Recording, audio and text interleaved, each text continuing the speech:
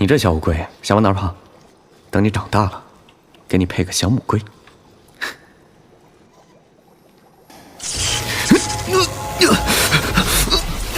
姑娘们，接客啦！来，娘快吓死你了，小妖精！来，再喝一杯。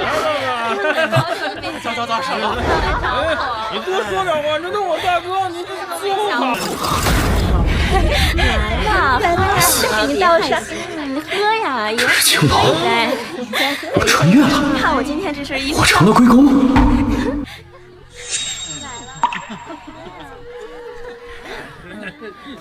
爹，求求你不要卖我！子晴，这徐妈妈以后可就是你的亲娘了。不要，爹！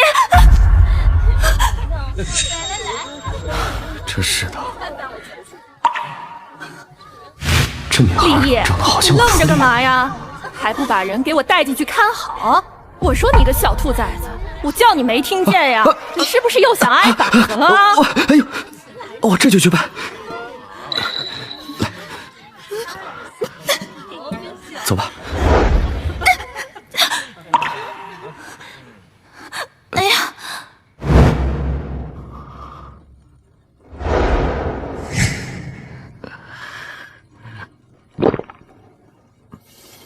不行，我不能这样。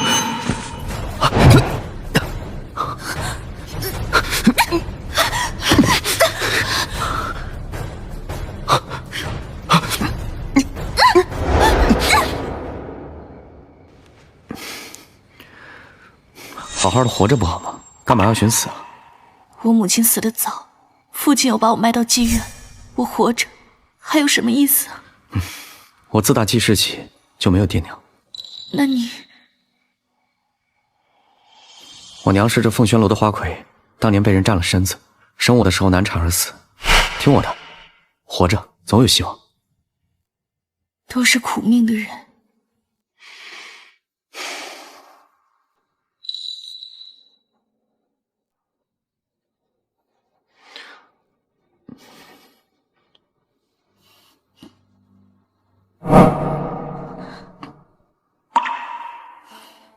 老六，这姑娘你可得好好给老娘调教好，3日后就指望着她充当诗会门面呢。掌柜的放心。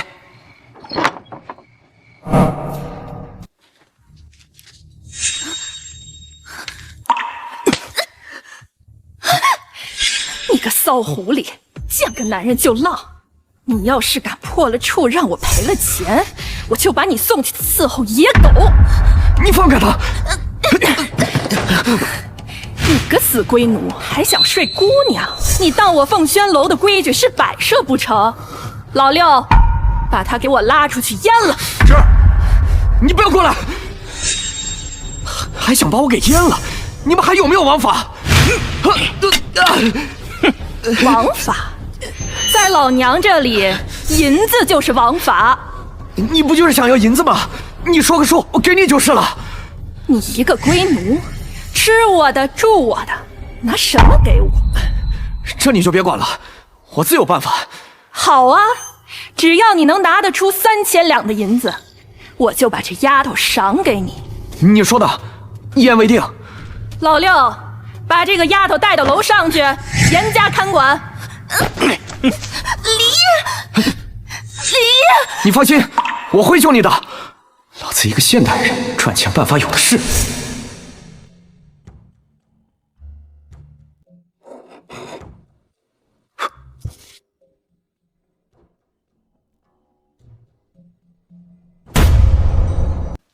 李烨，你就是想用这东西来赚3000两银子？什么？这东西能换3000两？这龟奴莫不是疯了吧？各位看官，我发明的这个东西呢，叫自动冲水马桶。马桶？是给马儿装草料的吗？这么别致的马槽倒是第一次见啊！这马桶不是给马儿用的，而是用来给人用的。什么？给人用？用来吃饭的啊？用来入厕。如厕？比如咱们家里有老人，这腿脚不太方便，有了这个马桶啊，咱们就可以坐上去，轻轻松松的解决了。吃喝拉撒乃是人生大事，有了这马桶，咱们就可以把如厕变成一种享受。享受个屁！拉完还得拎出去倒。就是谁知道这马桶内部是有通道的，如厕完了之后，只需要按一下这里，排出来的东西就会通过预先埋设好的通道冲到茅房里去，既方便又快捷。各位请看。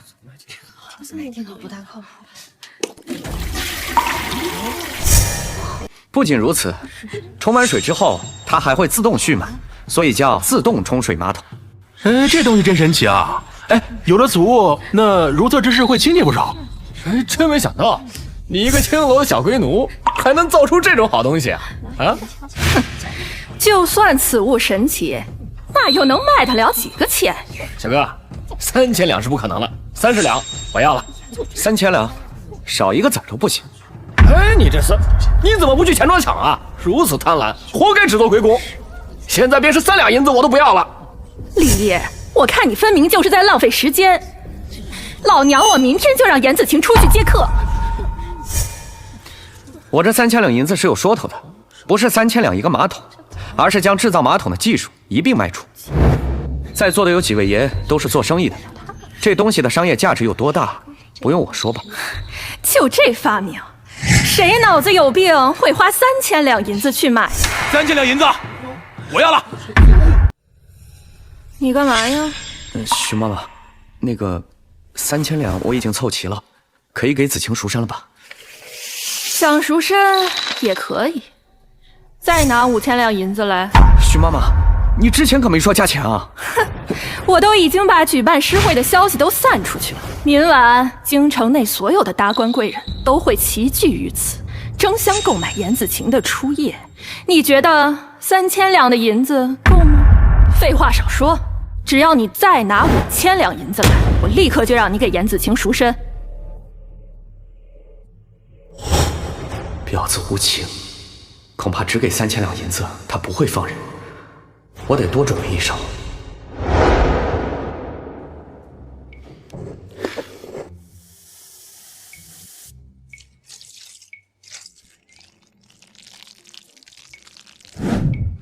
在这凤轩楼，我有能令男人重振雄风的大哥大在手，还怕赚不到钱？既然你不讲信用，那我就搅乱你的尸骨。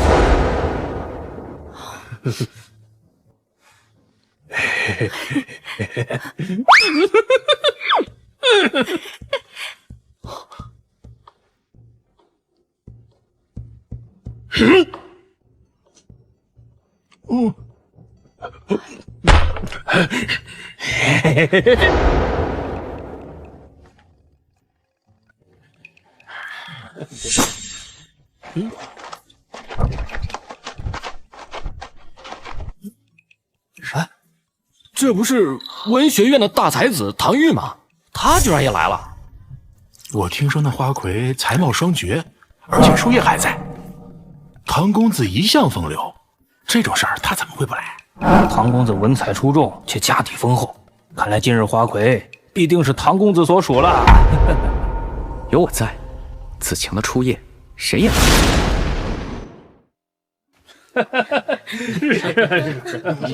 感激诸位公子光临我们凤轩楼。我们凤轩楼新来了一位花魁，喜好诗文，今日特意在此举办诗会。若谁作的诗词力压群雄，便与其共度良宵。好，弄这个噱头，不过是想把子晴卖个好价钱而已。忍心呢？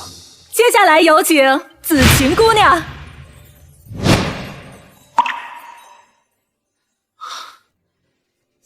哟，这次的花魁可比上一届的要漂亮的多多了。我要是能与他春宵一度，现在要了我的命都值了。子晴乃是花魁，诸公子便以花为题赋诗一首，不知哪位公子先请啊？我先来。憔悴鸳鸯不自由，镜中鸾舞只堪愁。庭前花市同心术，山下泉分两玉流。唐公子不愧为文学院的才子，文采如此出众。虽然整首诗只有一个花字，但却将开花的情景全都形容了出来。如此文采，怕是无人是唐公子的对手。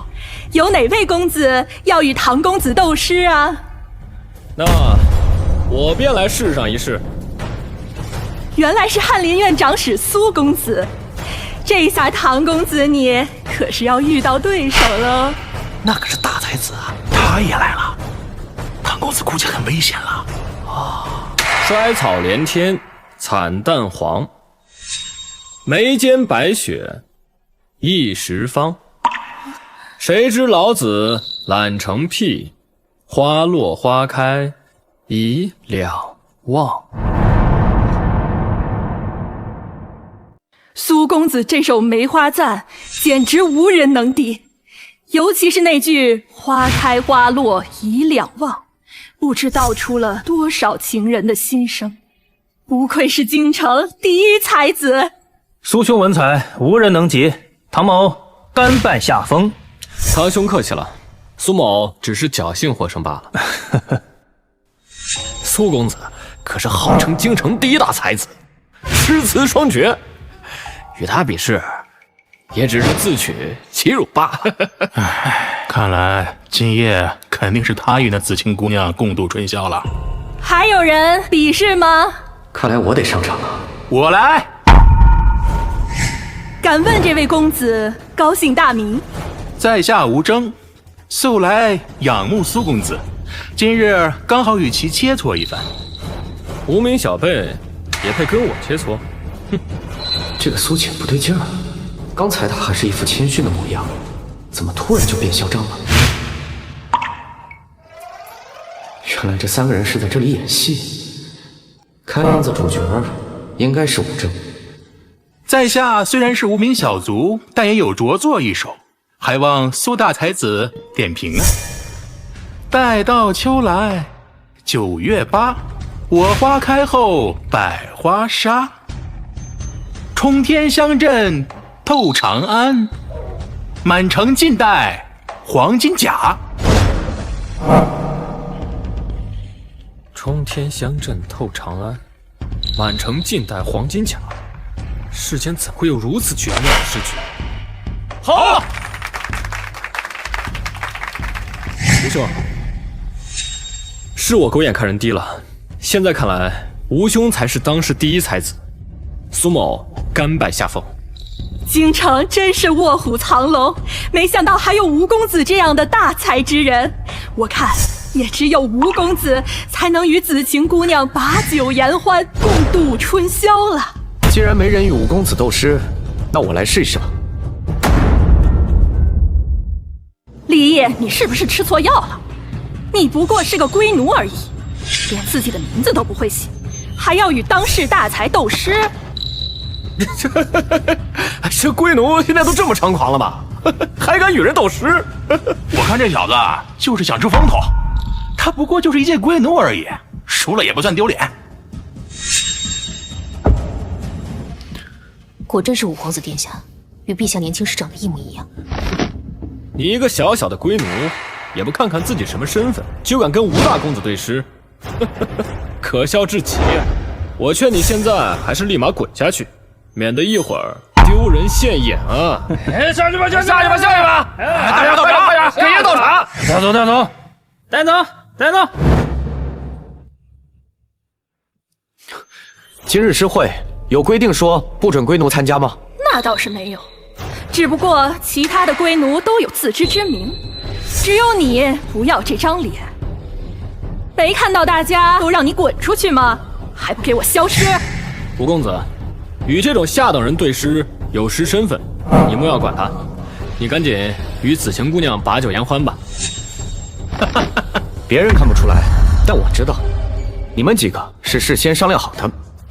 先是那位唐玉上台，然后是这位苏公子，最后都被吴公子给打败了。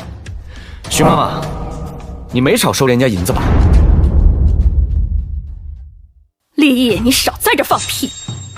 吴公子乃是真才实学，便是没有银子，今日他也上得2楼。说的好像你不那么爱财似的。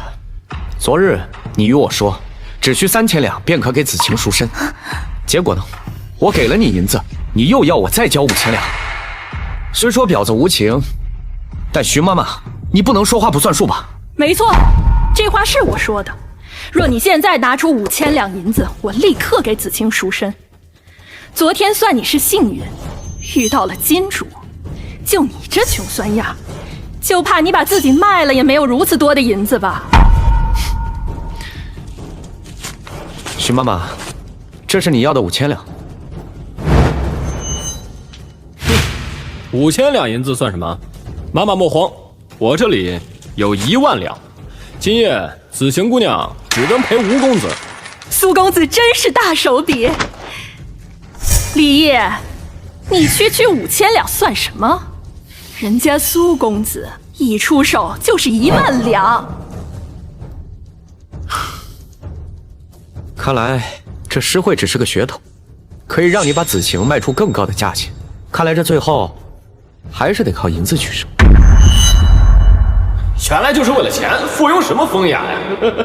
这赛事会办的不公平，有黑幕，充满了铜臭。事已至此，看来我也只能与这位仁兄比试一番了。这样吧，若是你能做出一首与我境界相同的诗，便算你赢，如何？好。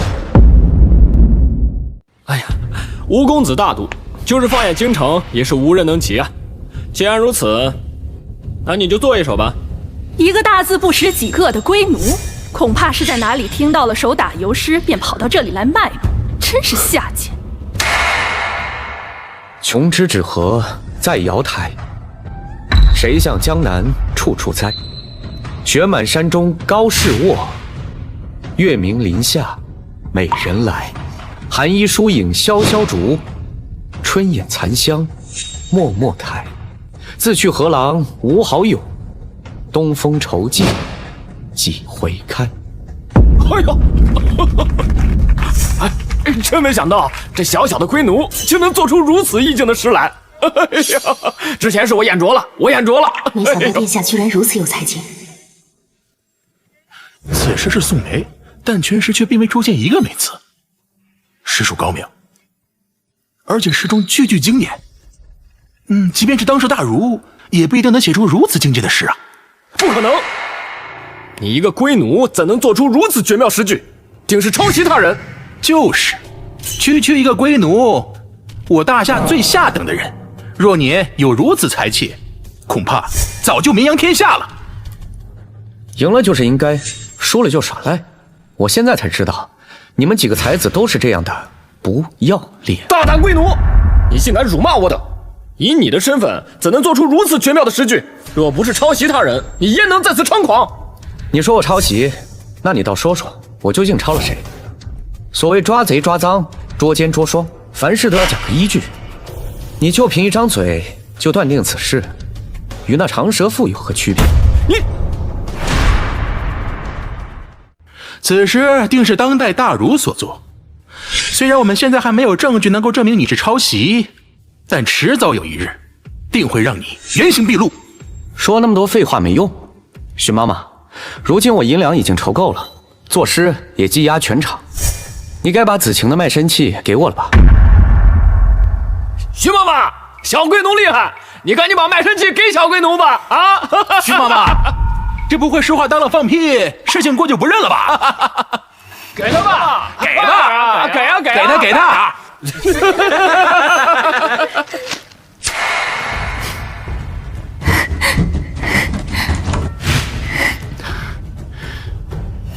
等等，来人！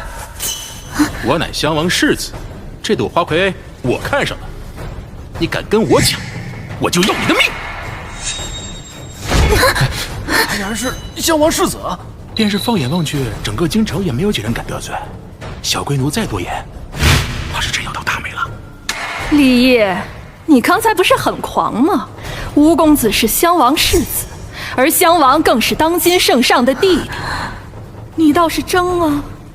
哼，你就不怕吗？比试比不过，就拿世子的身份压人，真是卑鄙！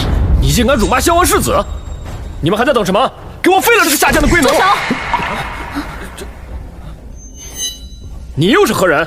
敢管世子的事，活得不耐烦了。我乃陛下身边暗卫，李毅接旨。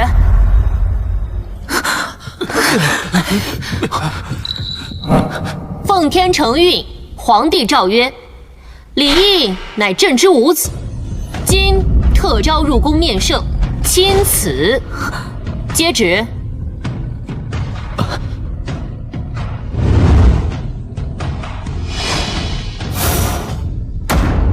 接旨。天哪，他竟然是皇子，身份比孝王世子还高呢！事情反转的太快了，真是让人不敢相信。哎呦，当年就觉得他父亲不简单，没想到竟然是圣上。完了，我不仅青楼无法再开，恐怕就连这条小命都保不住了。没想到李大哥竟然是皇子，而我……陛下寻您多年，今日总算是如愿以偿了。殿下，这些人今日羞辱你，该如何处置？我去，我竟然还有这样的身世！徐妈妈，现在我能带子晴走了吗？当然可以。别说是子晴姑娘，老身也是可以的。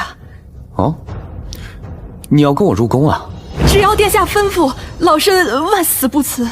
死倒不用，我倒是想着这宫里的茅厕也该有人打扫，你去正好。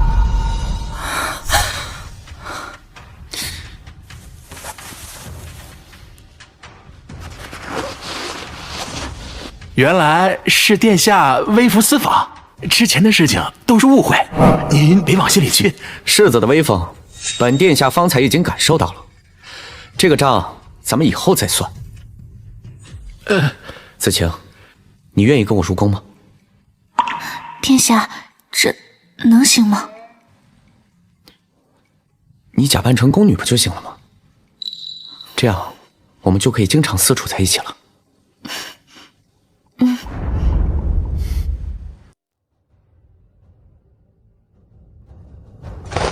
儿臣参见父皇。皇儿，快起来，让朕好好的看看你。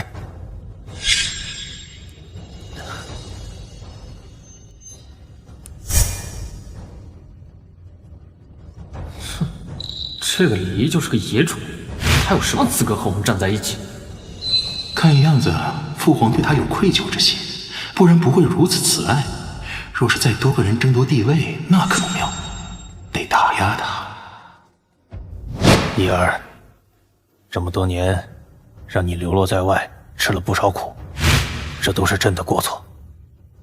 今日，朕加封你为义王，享受郡王之禄。多谢父皇。父皇，此事怕有不妥，我大夏之王故为三等：一为亲王，二为郡王，三为公王。按照朝中制度，起始皆为公王。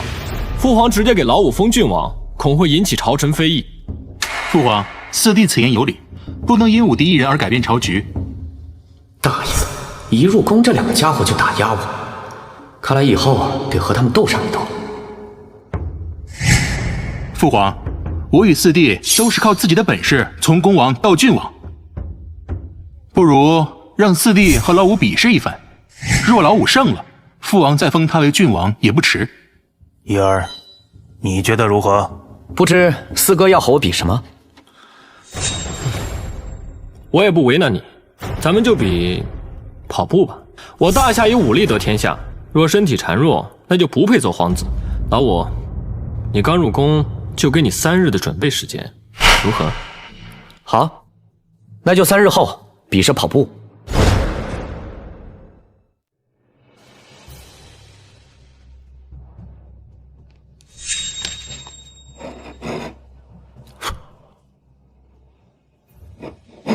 殿下，您这是在做什么？老四不是要跟我比跑步吗？他常年习武，我肯定干不过，所以呢，只能玩邪了。材料准备的有点多呀，顺便可以做一个连弩。哎，你怎么来这儿了？圣上命我保护殿下。殿下，该用膳了。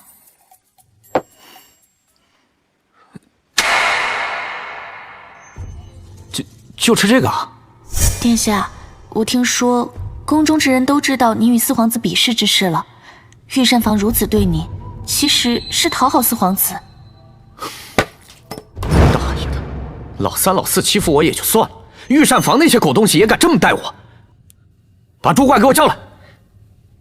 殿下，主管御膳房的，那可是三皇子的人呢。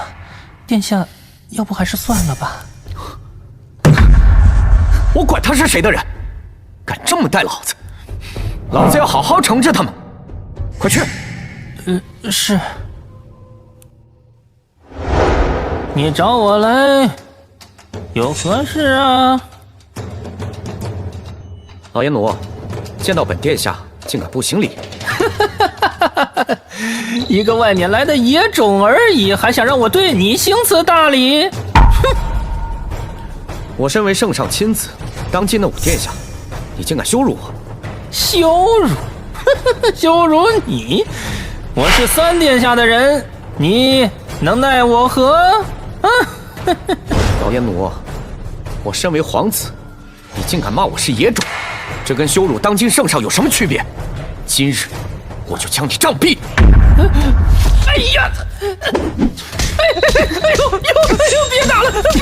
哎呦！殿下，殿下，您才刚刚路过，还是不要打杀马林的好，免得被他人诟病。别打了！老爷奴，今日我就饶你一命，再敢对我不敬，你看我不打死你！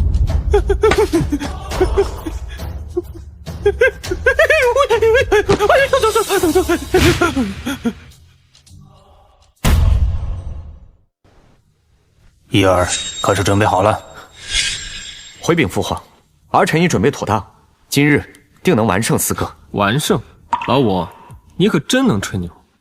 看你这副弱不禁风的样子，本来想着少跑几圈，免得你身体不支。既然你如此说，那我们就跑10圈。这演武场1圈就是3里，10圈可就是30里。伊儿，莫要逞强。父皇放心，别说是10圈，就算是50圈也没什么问题。老五，听说你打了御膳房总管，可有此事啊？三哥，那厮每天都给我送最差的饭菜，直呼我的性命。他还威胁我说，这一切都是三哥交代他做的。三哥，你说这我能不打他吗？胡说！我怎会让他做如此下作之事？那个奴才竟敢信口雌黄！此事结束后，我便打断他的狗腿。老五，咱们可以开始比了吧？可以。伊儿，此事何物？父皇，此物名为自行车，骑上它便可健步如飞。真是笑话！这东西奇形怪状，你居然说骑上它能让人健步如飞？怎么，你是打算骑着它跟我比？正是如此。好，如果你骑着它能赢了我，那我不仅同意父皇封你做郡王，还输你1万两银子，如何？也算上我的。不过你要是输了，那就直接贬为庶民，你可敢应战？这两个家伙是怕我抢皇位啊，想将我轰出皇宫。三哥，若我赢了，只得到郡王之位，外加1万两白银；若我输了，就要被贬为庶民，这貌似不太公平吧？那你要如何？我没你那么狠心。若我侥幸赢了，四哥只需要给我5万两，外加被贬为公王就行了。好，一言为定。父皇，请您作证，输者甘愿受罚。你们一定要赌得这么大吗？既然如此，那就准备吧。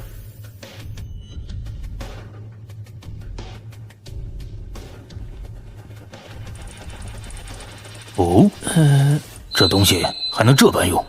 老四，小心一些。我觉得武帝造的这东西不一般。不过是个玩物而已，难道还能比马儿跑得快？我都可以让他先跑2圈。哼！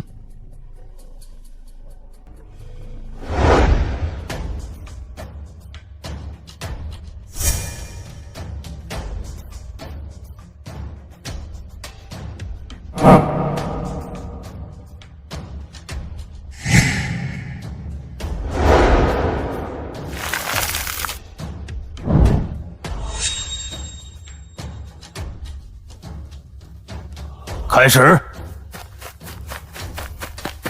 一儿，你咋不跑啊？父皇，先让四哥跑半圈，免得他输了不服气。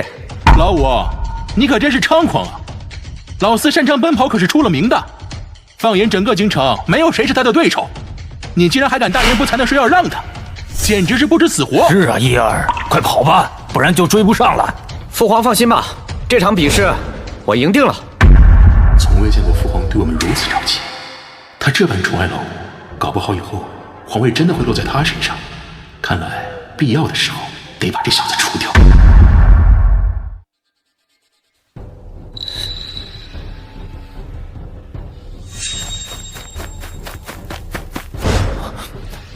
殿下，四殿下已经跑了快半圈了，你赶紧追呀！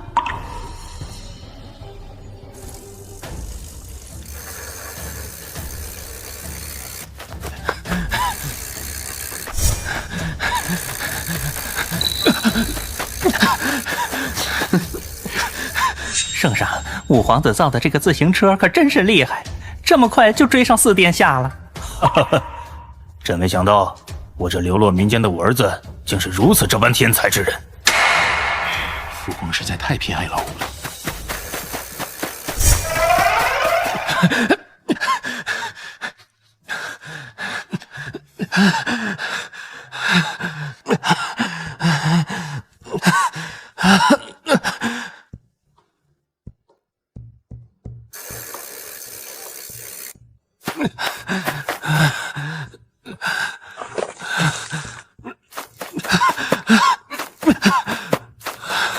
怎么样，四哥，服吗？老五，你这是耍赖，借助工具赢我，算什么本事？四哥，我当初拿出自行车的时候，你不是还十分不屑吗？说让我2圈都没问题，怎么现在又说我借助工具了？启禀父皇，老五这是作弊，不得算数。先前一儿将自行车拿出来的时候，你可不是这样说的。这个老五绝对不能留。既然觉得我作弊，那这样吧，四哥，我把自行车借给你，我用跑，咱们再比1圈。好，这可是你说的。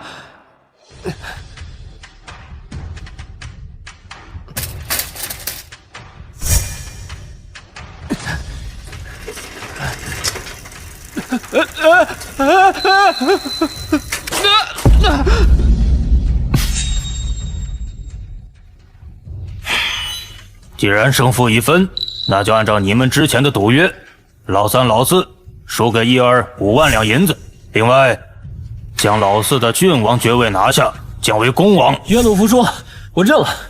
不过父皇，我要求再和老五比试一场，若是我输了，那我就放弃皇子之位，离开皇宫。胡闹！皇子之位是你说放弃就放弃的吗？今日就到此为止吧。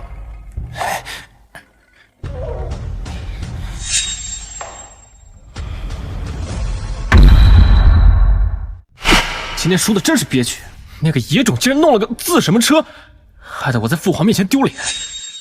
哼，丢脸算得了什么？恐怕我们连争夺皇位的权利都没有了。三哥，你什么意思？老四，你难道还没有看出来吗？父皇对这个野种偏爱有加，他刚进宫就封了郡王，恐怕过不了多久就会封他做亲王，而且父皇还派了暗卫暗中保护他。再这样下去，恐怕连皇位都是他的。什么？父皇会把皇位传给那个野种？留着是个祸害。三哥，你的意思是把这小子除掉？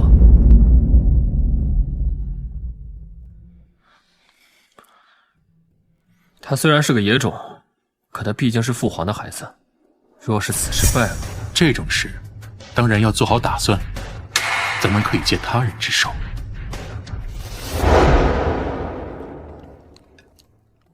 还是殿下厉害，收拾了那个马林一顿，他立马就老实了，再也不敢为难我们殿下了。何止不敢难为，殿下赢了四皇子，在圣上面前露了脸，如今呐，那马林想要巴结都还来不及呢。殿下，这笋汤乃是御膳房的一绝，平日里连其他几位皇子都难以喝到，这是马林特意为您准备的，您快尝尝。谅他也不敢再跟老子嚣张。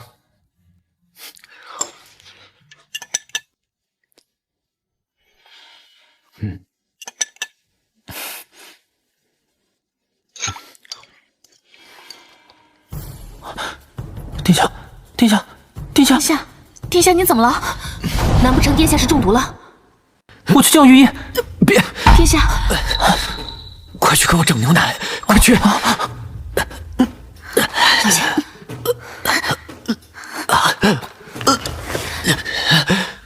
殿下，牛奶来了。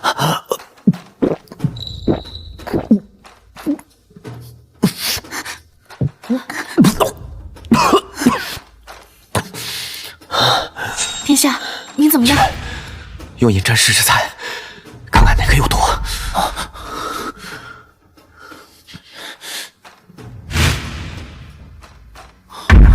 殿下，是这笋汤，这东西是马林亲自交给我的，他还特意叮嘱说这是为殿下准备的。难道下毒的是他？屈原，速去御膳房，把马林那个老王八给我抓过来。殿下放心。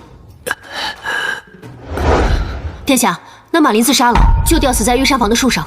居然让马林给我下毒，然后你们再杀人灭口。幸好老子是医学博士，懂得如何解毒，要不然就遭了你们的黑手了。本来我只是想混混日子，既然你们这样对我，那就别怪我心狠手辣了。定是那马林记恨殿下打他，所以才会在笋汤里下毒。这个人真是该死！毒害殿下，那可是诛九族的大罪。他马林哪有那么大的胆子？恐怕背后还有……别胡说，你不想活了。今日之事，谁也不许再提，都烂在心里，就当没发生过。为什么呀，殿下？您可是差点丢了性命啊！无需多问，就按照我说的做便是。这几日没见义儿，他在忙什么？回陛下的话，听闻武殿下身体有恙，正在寝宫休养。义儿病了。启禀圣上，3殿下和4殿下求见。让他进来。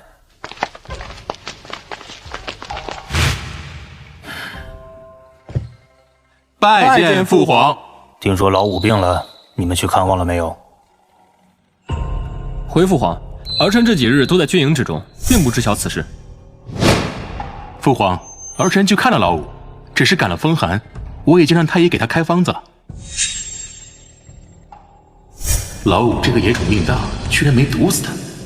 父皇对其如此关心，看来我还得想办法收拾他。启禀圣上，武殿下求见。哦，这老五来了，快让他进来。儿臣拜见父皇，几日未向父皇请安，还请父皇莫要怪罪。义儿，你身体不爽，就无需行此大礼。过怀，给老五看座。是。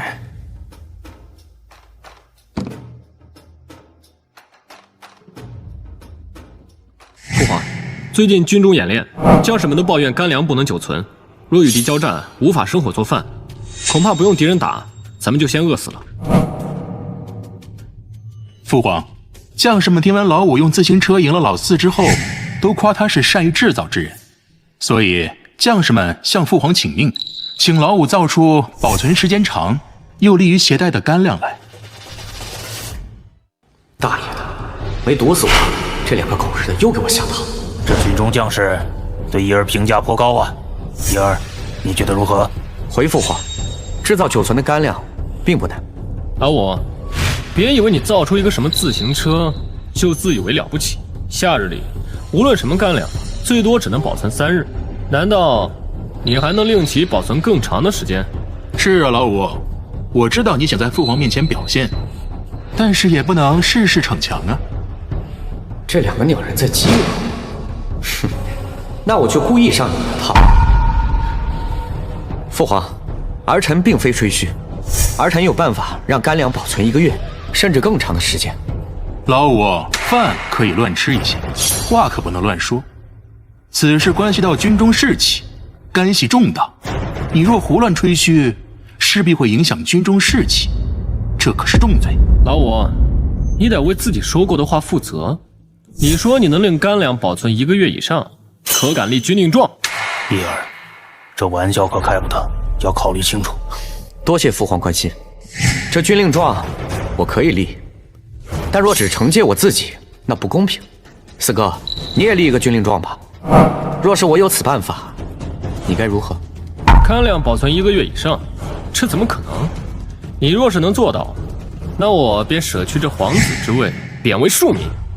好，一言为定。拿纸笔来。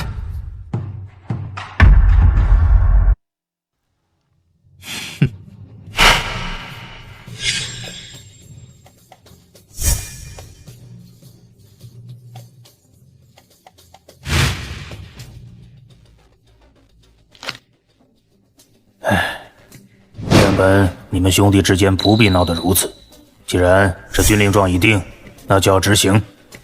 若是要是输了，就要逐出皇宫，贬为庶民。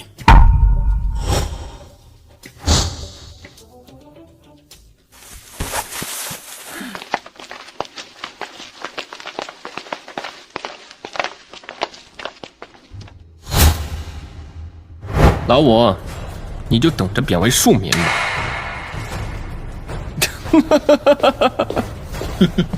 这个老三很阴险，老四只是被他当枪使。我先收拾老四，然后就是你。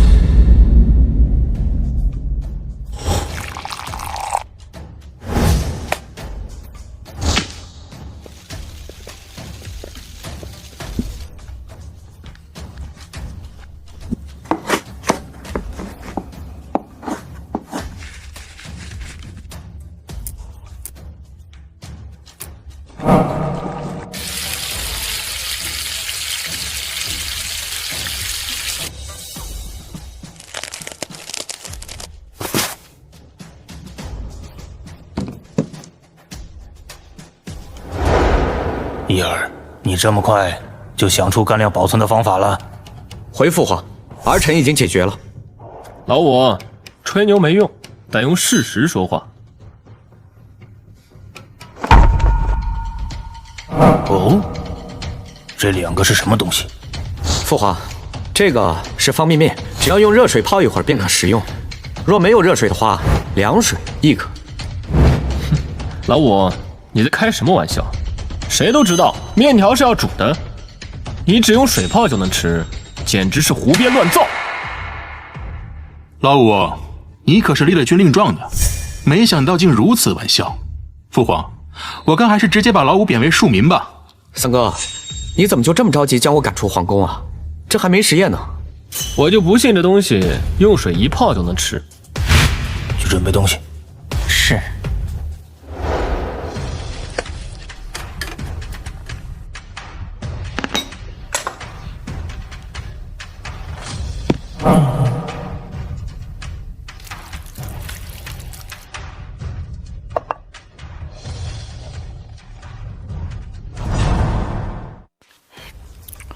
这面已经熟了，而且这味道还十分不错。这怎么可能？世界上哪会有这种面？一定是老五耍诈。四哥的意思是，我与父皇合起伙来骗你。父皇，儿臣绝无此意。另一个碗呢？我就让你们输得心服口服。这冷水泡面味道自然不如热水，但起码可以填饱肚子，在与敌军对战之时方便异常。两军交战，什么情况都有可能发生。若是没有水该怎么办？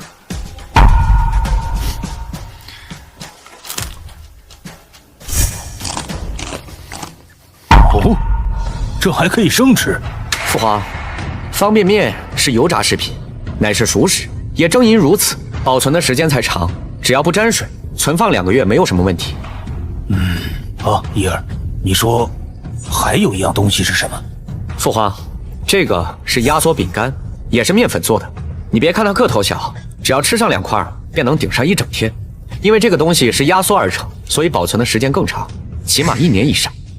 哼，老五，你可不要哄骗父皇，这可是欺君。三哥若是不信，可以试试。我来，我就不信这东西吃2块就能顶1天。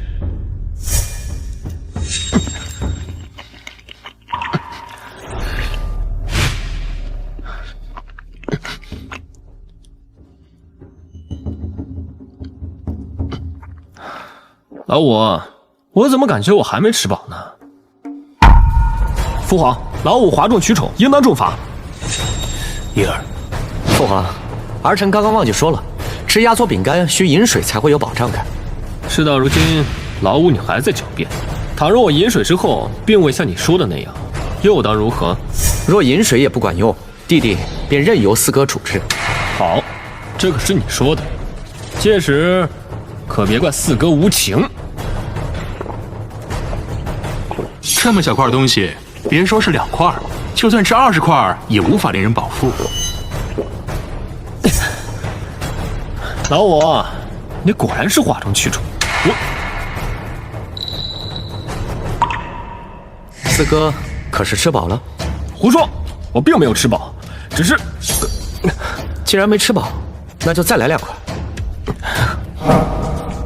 父皇，这压缩饼干乃是压缩而成，也经过油炸，只要配合水，便能在胃中发胀，让人产生饱腹感。行军带着它，比方便面还要便捷。叶儿真是天才之人，竟能造出如此方便的食物。现在胜负已出，老四，你还有什么好说？请父皇饶我一命。我还以为老五会在馒头大饼上用什么招数，却不想他直接制造食物。油炸品存放的时间长，这谁都知道。老四要完了。让我饶你？这军令状是你提议的，若输的是老五，你会饶过他吗？传旨，将四皇子李天赶出皇宫，贬为庶民。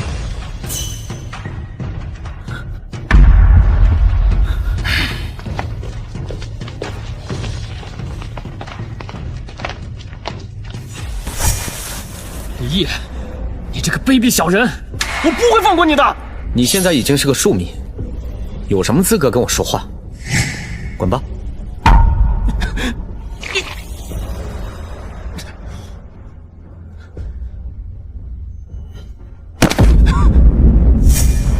老五，你可真绝啊！三哥，要说绝，我可比不上你。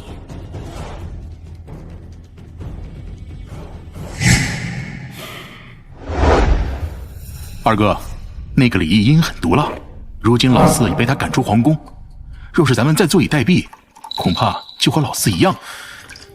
老四还真是蠢笨呢，竟被一个外来的野种弄得如此狼狈。三弟放心，二哥会为你们出气。父皇明日不是要召见虎卫将军尹腾吗？我会安排让他出丑。有二哥出手，李毅就蹦跶不了多久了。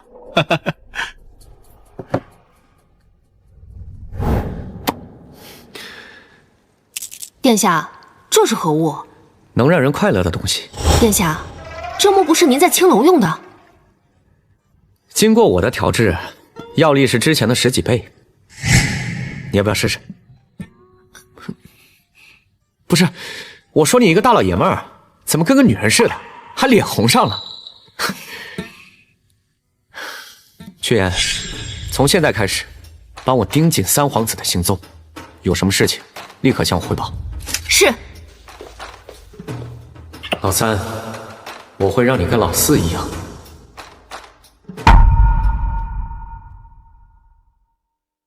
尹将军，此乃朕的五皇子李毅。哦，原来是五殿下。父皇，尹将军就要征讨藩邦，听闻武帝造出方便面和压缩饼干，此番征讨必定大胜。希望如此。陛下，藩邦强大，臣并无把握，尤其是他们的骑兵，臣恐怕无法降服。父皇，来此之前，武帝曾对儿臣说，他有对付藩邦骑兵的办法。的确如此。怡儿，你有办法？收拾了一个4皇子，现在又跳出来个2皇子，肯定是老三蛊惑的，要不然他不会一上来就针对我。这是把我架到火上烤啊！回父皇，儿臣有办法。老五，你能做出方便面和压缩饼干已然是了不得，但这和行军打仗可没有丝毫的关系。怎么，三哥又要让我立军令状啊？老五，你可不要在这里信口雌黄。若是误了大事，就算我们不追究，父皇也会怪罪你。我既然敢说，就肯定能做到。哼，武殿下，臣听闻你是从民间而来，怎会懂得打仗之事？若殿下胡编乱造，恐怕将士们容不得你。父皇，给我1日时间，我定会给您一个交代。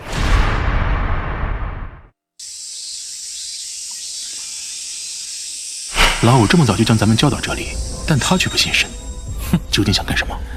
这演武场内无一兵一卒，他如何向我们展示对付骑兵？恐怕是老五在故弄玄虚罢了。父皇，老五如此信口雌黄，若传至军中，将士们会如何看待咱们皇家？还请父皇下旨，严惩老五，以儆效尤。圣上，武殿下如此耍弄我等，实在不妥。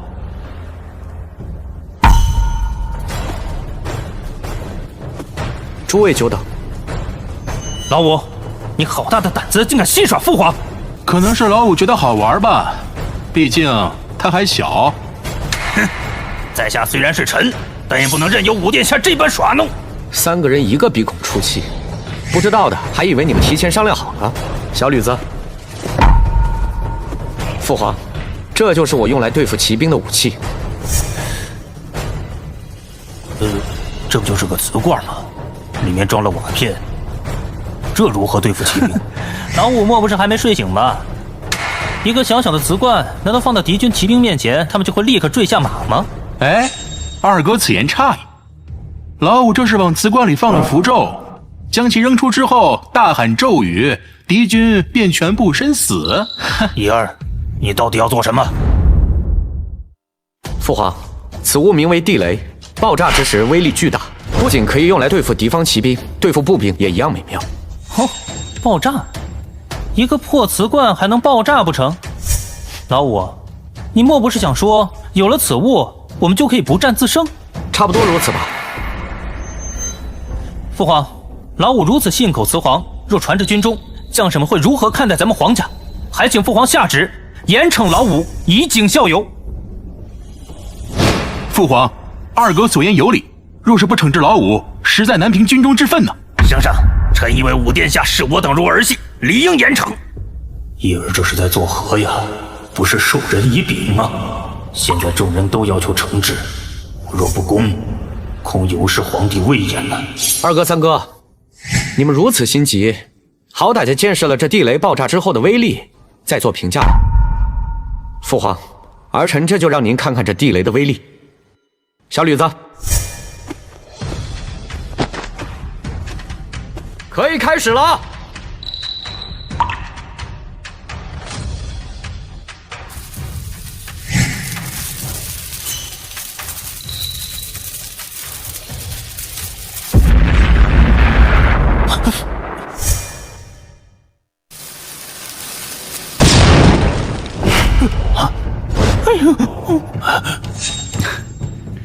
天哪，这地雷的威力竟然如此巨大！别说是人了，就算是房子也被炸飞了。怡儿果然是个天才，先前造出了方便面和压缩饼干，现在又造了地雷。有了此物，这敌军的胆子都吓破了，哪里还敢进攻？说不战自胜，这一点都不夸张。多谢父皇夸奖。二哥、三哥，现在觉得我这地雷如何？尹将军，您觉得我这东西如何？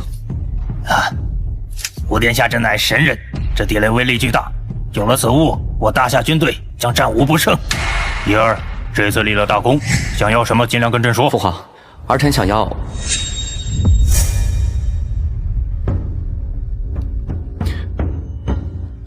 要父皇身体康健，长命百岁，如此，儿臣便知足了。怡儿，你真是朕的好儿子，朕赏你黄金1000两，绸缎10匹，外加1等君王之衔。父皇竟然加封老五为1等郡王，那他的身份岂不是在我和老三之上了？这个老五的脑袋里怎么有这么多的鬼点子？这才到宫中几日，就造出如此多的稀奇之物。若是任由他这样下去，那么就真的与皇位无缘了。好了，一儿，陪朕吃个饭，咱们好好的聊聊。是，父皇。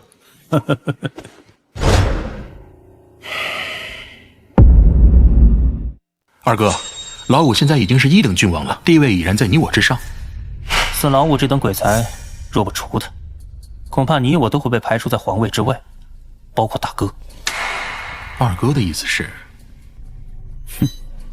当然是要除掉他了。难道还要等父皇把皇位传给他不成？殿下，时间不早了，早点休息。子清，要不你和我一起吧？我知殿下之意，但我俩尚未成亲，奴家还不能将自己交给殿下，还请殿下早些休息，奴家先告退了。古代的女人实在太保守了，反正早晚都是我的人，干嘛一定要等成亲？什么人？殿下，快走，有刺客！妈的，下毒不成就派刺客，真当我是好欺负的？走。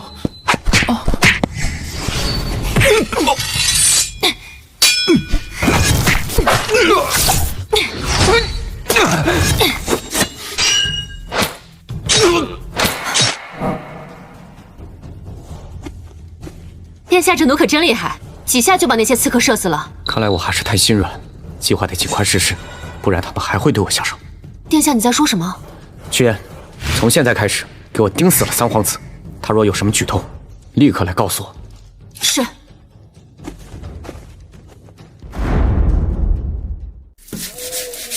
你快着些，三殿下每日都是这个时辰如厕，若是再弄不好，小心吃板子。马上就好，马上就好！你个老东西，你故意是不是？公公饶命！看我不打死你！公公饶命！我认识武殿下，我曾经是他的长官。我跟你说，你耽误了三殿下如厕，你认识谁也没用。住手！你刚才说你曾是老五的掌柜？回三殿下，是的，他曾是我店里的龟奴。你以前是干什么的？开青楼的。青楼？你是掌柜，那老五是龟奴？是，不是，奴才不敢乱说。呵呵，老五竟然还在青楼里做过龟奴，真是有趣。这下我要让他出个大丑。你起来吧，和我说说老五在青楼的事儿。殿下，刚刚陛下身边的人来传话，说圣上已经下旨，将在3日后举行赛诗会，到时候翰林院的大才也会参加，让你也准备一下。翰林院吗？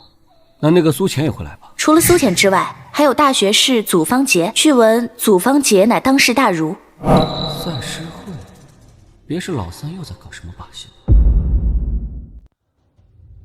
参见陛下。应身吧。请。谢陛下。今日朕举办赛诗会，本想把京城的才子都请过来，聚在一起，但老三说那样太过麻烦，所以只请了几位代表前来。大爷的，果然是老三在搞鬼。父皇圣明，这几位可都是当世大才，足以代表天下文人。据儿臣所知，这3位才子还都与武帝相熟。老三够阴险的，他不出头，让老二当先锋。苏浅他们在凤轩楼里被我打脸，看样子今天是想找回去，但只凭你们还不够格。一儿，你认识这几位才子？回父皇，儿臣认得。不知武帝是在何处认识的他们？赛诗会是假，原来是来掀我老底的，想拿我龟奴的身份说事儿，但你们恐怕要失算了。是在凤轩楼。哦，凤轩楼，那是何处？青楼。没想到武帝还是个风流之人，真是让为兄诧异。武殿下去青楼可不是去风流的，他在进宫之前，在凤轩楼做龟奴。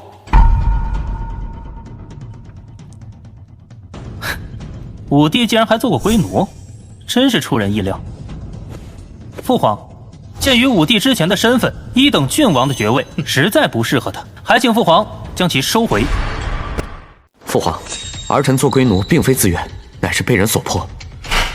武帝，不管你如何解释，龟奴的身份你是摆脱不了的。堂堂皇子竟去青楼做龟奴，若传了出去，我皇室颜面何在？父皇，儿臣以为，不光要拿掉老五一等郡王的身份，还要将其逐出皇宫，贬为庶民，否则我皇室恐将沦为笑柄啊！一儿，你如是说。父皇，儿臣认为此事乃是我皇室之错。什么？你做龟奴竟然还要怪罪于我们？二哥，我早就说过，我做龟奴并非我所愿，而是受人所迫。况且像我这种经历的人多不胜数，甚至被生活所逼，卖儿卖女的。你到底什么意思？我想说的十分简单，民间尚有这种事情发生，那就是我皇室之过。我们受百姓供奉，理应让百姓富足，过上安居乐业的生活，不然他们凭什么做我们的子民？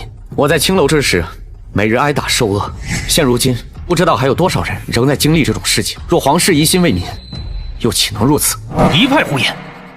我大夏国富民强，百姓安居乐业，又岂会有你说的这般不堪？父皇，老五这是在诽谤朝廷，诽谤皇室，还请父皇惩治。二哥，你在民间待过几日啊？要知道，我可是从小在民间长大的，对百姓的情况最为了解。二哥贵为皇子，高高在上，你若是能放下心来去方士走一走，恐怕就不会在这里高谈阔论了。胡说！我多次在民间走访，就岂会了解的比你少？我大夏民间哪有你说的这般不堪？那二哥这么说，如今的百姓已经安居乐业了？哼，自然如此。既然二哥都这么说了，那咱们就恳请父皇微服私访，你我伴随左右，去看看这民间究竟如何。若真如你所言，别说这皇子的身份，就算杀了我也认了。可若如我所言，那你就掉脑袋。二哥，你可敢赌？老五，你无需这般咄咄逼人。即便民间真有疾苦的百姓，那也是少数，不会像你所说的那样严重。终于忍不住跳出来了吗？百姓之所以拥护我们，是因为他们相信我们能给他们安定的生活。一旦百姓丧失这个信心，那我大夏朝恐怕离颠覆就不远了。民乃国之本，清民不异于自掘坟墓，所以三哥之言我万万不敢苟同。父皇，我大夏朝哪怕只有一个百姓在受苦，那也是皇室之责。若想令我大夏江山永固，就得以民为本，民为重，社稷为次，君为轻。若我皇室之人都不以此为念，早晚一日，社稷将会被颠覆。大胆！老五，你竟敢诅咒大夏亡国！父皇，老五实在太过猖狂，还请父皇惩治。民为贵，社稷次之，君为轻，清民就等于是自掘坟墓。这句话老五说得好啊！你们身为皇子，整日就知道贪乐享受，又有谁真正的忧国忧民了？把老五这句话写出来，然后装裱，挂到乾坤殿之内，不要让文武百官都记得这句话，行事都需要以此为准。文武百官都记得这句话，行事都需要以此为准。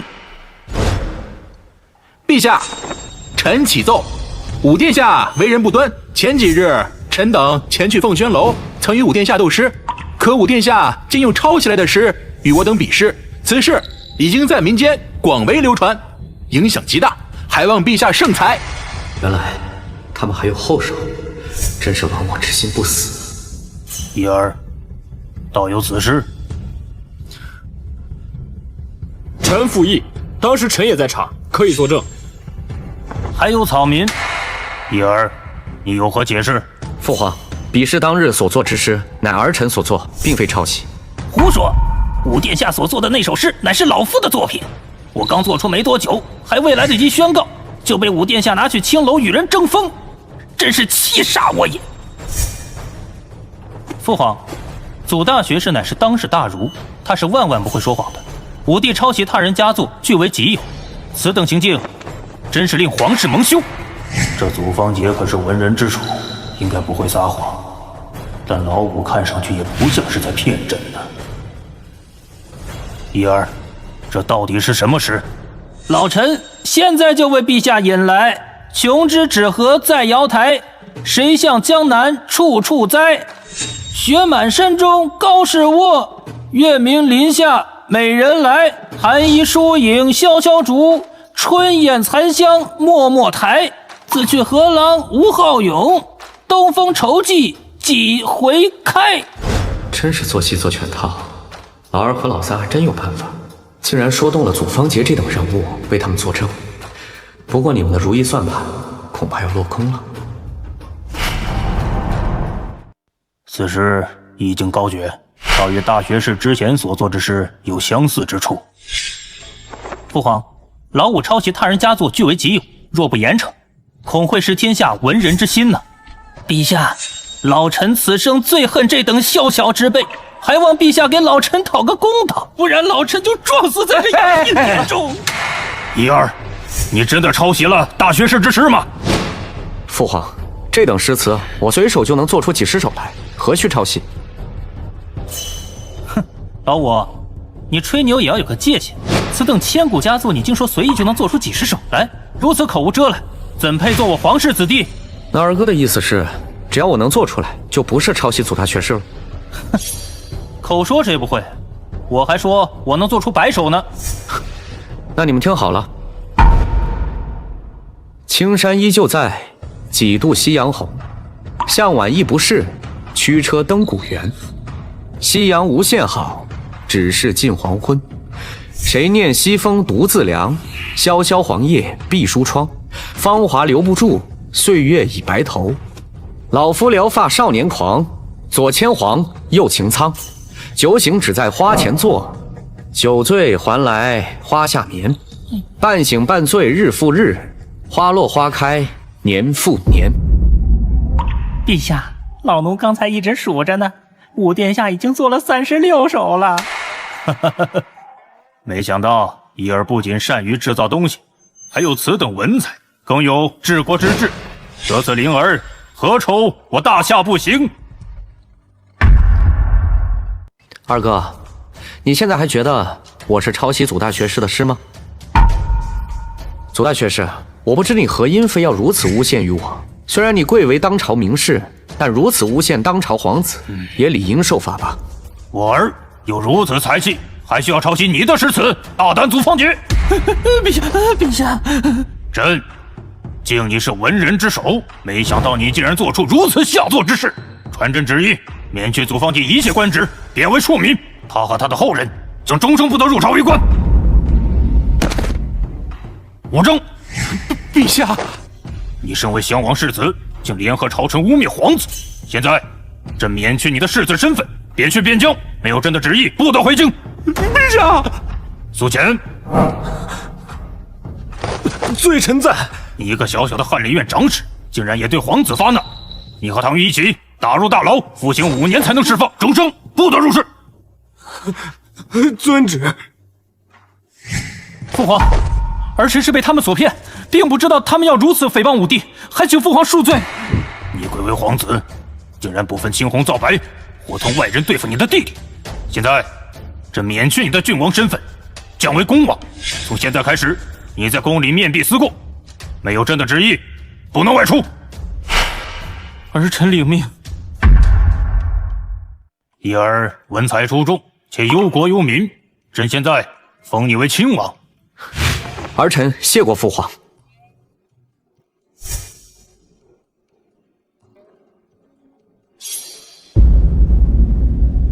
只要有机会，我就会让你永远都翻不了身。皇位只能是我的。此事就到此为止。一儿天儿，过几日随父皇去给太后请安。是。拜见太后，这或许是个机会。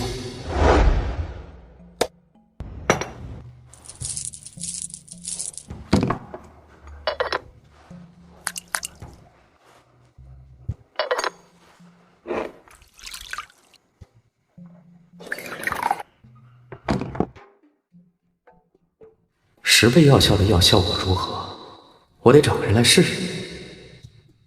殿下，明日长公主会带着张婕妤到宫中游玩。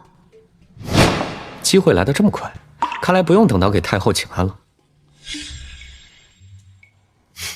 就你了，来，先把这个喝了。好。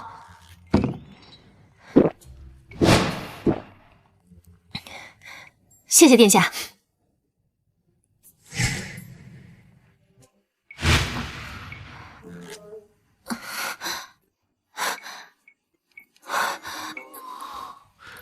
殿下，这么热？哎，你起开！这么热，莫非她是个女的？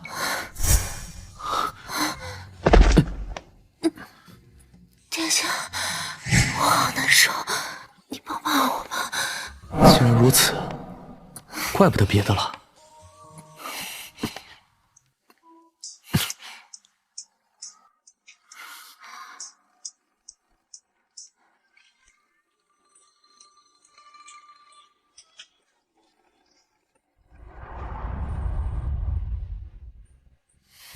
屈原，以后你就是我的人了。我一直是殿下的人。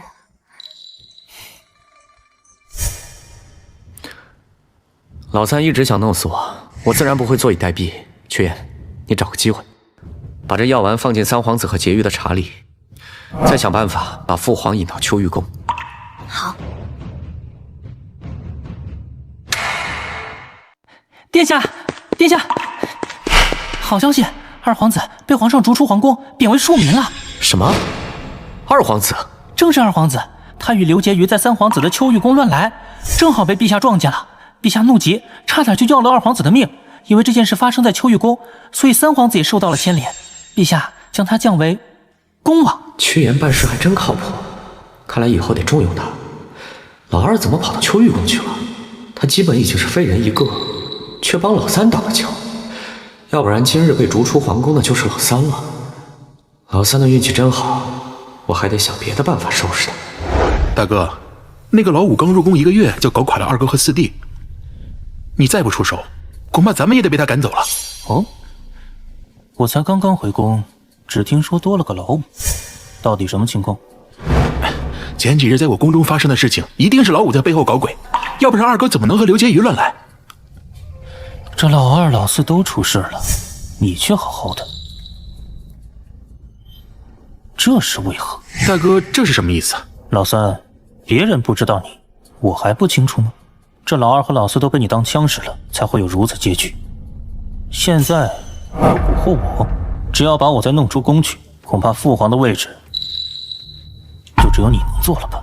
大哥，小弟绝无此意，我只是恨那个老五阴狠，小弟可以发誓，拥护大哥为君，永生都不背叛。哼，哎，你我兄弟，不必这样。明日父皇要带我们拜见太后，听闻太后得了天花，我倒要看看这个老五能使出什么花招。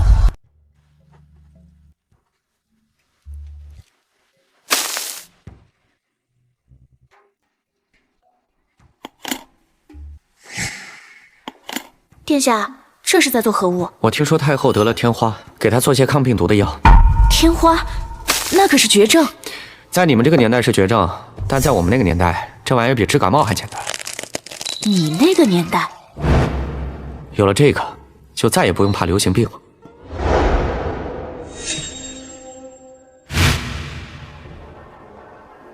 奴婢参见圣上。这太后怎么样了？奴婢不知，张太医正在为太后医治。参见陛下。张太医，太后如何了？回禀陛下，天花乃是绝症，臣实在无能为力。父皇，既然太医无法医治，那就请张贴皇榜，寻找民间医术高手，以治太后之急。不就是起了个水痘吗？用不着去民间找郎中，我就能治。五弟，平日里你出风头就算了，这种时候还在吹牛。张太医是太医院首座，医术精湛，连他都没有办法，你却大言不惭。他是太医院首座，我还是医学博士呢。我这有药，只要给太后吃了，就可以康复了。老五，你那什么乱七八糟的东西就给太后吃？若是太后出了事情，你能担得起这个责任吗？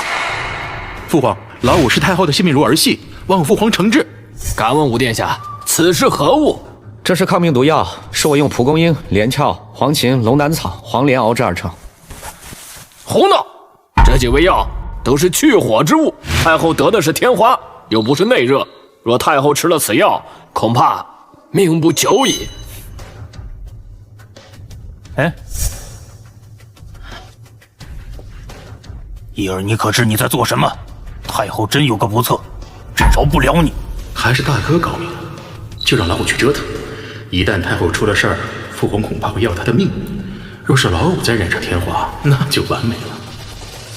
父皇，儿臣愿意用项上人头做担保，若治不好太后，儿臣愿意将这颗脑袋奉上。什么抗病毒药？若武殿下真能医治好太后，老朽便辞去官职，从今以后永不行医。天花乃是绝症，便是在民间召集姓林高手也未必能治。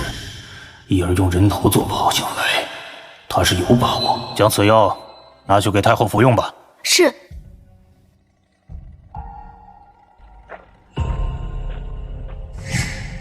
义儿，这多久会见效？回父皇，明日便可见效。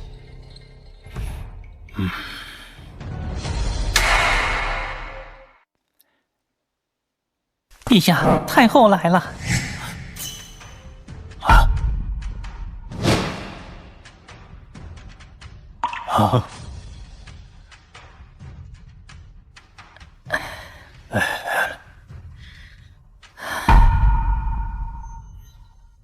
母后无恙，儿臣就放心了。哎，这便是小五吧？小五这药可神奇呀，本宫难受了好几日，今天终于舒服了。老五当真医治了太后？武殿下竟然是杏林高手，是我狗眼看人低了。这怎么可能？太后生的可是天花呀！小五真乃神医呀！大胆张玄明，在。昨日你对义儿不敬，今天朕不仅要革你的官职，还要砍你的脑袋，以儆效尤。父皇，张太医也是为太后负责，所以言辞才激烈了些，并无恶意。他只是被困在了自己的认知里，我大夏皇族应有容人之量。既然义儿为你求情，那朕就不砍你的脑袋了。不过死罪可免，活罪难逃。将张玄明打入大牢。谢皇上不杀之恩，叩谢武殿下救老朽一命。义儿救太后有功，容人有德，朕决定封你为义亲王。义亲王，谢父皇。难怪父皇迟迟不立太子，想来是给老五留着呢。大哥，你若再坐以待毙，恐怕将来父皇的位置就没有你的份儿了。哎，老三，遇事不要慌，父皇只是封他为亲王，不必那么紧张。大哥，都这个时候了，你怎么还不在意啊？在意又怎么样？父皇心中只有老五，我们也没办法呀。不行，我不能任由他做大，否则便是死路一条，必须得想个办法除掉他。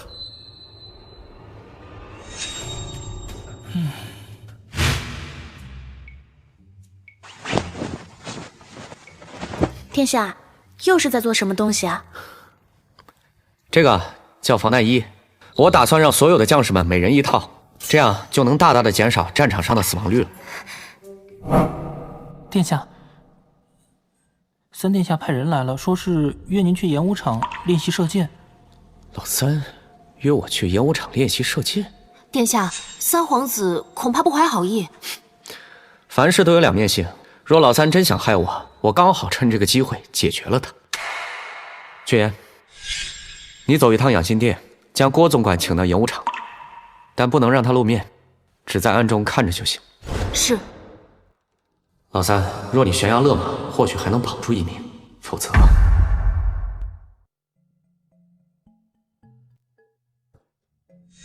三哥今日怎么有如此雅兴，约我来这演武场，射箭。大夏以武得天下，也该好好练武。今日唤武帝前来，便是想教你射箭。三哥，别不是在打其他主意吧？哎，武帝怎把你三哥想成这样？二哥和四弟的事情让我明白，兄弟之间应该和睦相处，不应该相互猜忌。如此，那便最好了。武帝，你这是何物？啊，是我自己制造的小物件，不值一提。哼，我猜武帝还不会射箭吧？哼，今日就让我来教你射箭。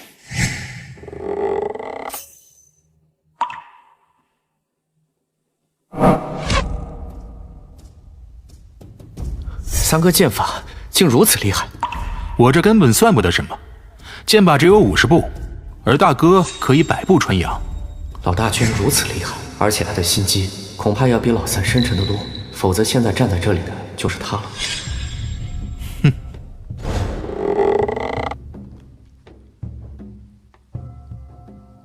看我这记性，教你射箭，箭矢却带的这么少。老五，麻烦你去将箭靶上的箭取回来，三哥教你如何射得准。好。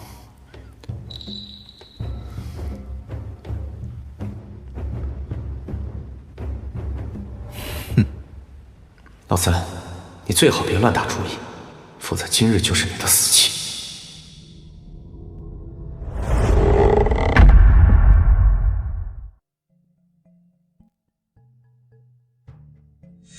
三哥今日怎么有如此雅兴，约我来这演武场射箭？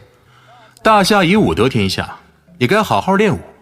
今日唤武帝前来，便是想教你射箭。三哥，别不是在打其他主意吧？哎，武帝怎把你三哥想成这样？二哥和四弟的事情让我明白，兄弟之间应该和睦相处，不应该相互猜忌。如此，那便最好了。武帝，你这是何物？啊，是我自己制造的小物件，不值一提。哼，我猜武帝还不会射箭吧？哼，今日就让我来教你射箭。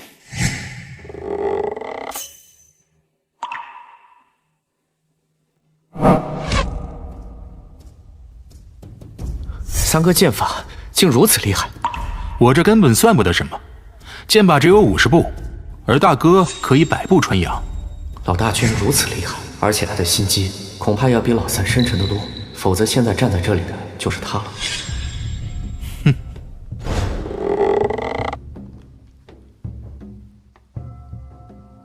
看我这记性，教你射箭，箭矢却带的这么少。老五，麻烦你去将箭靶上的箭取回来，三哥教你如何射得准。好。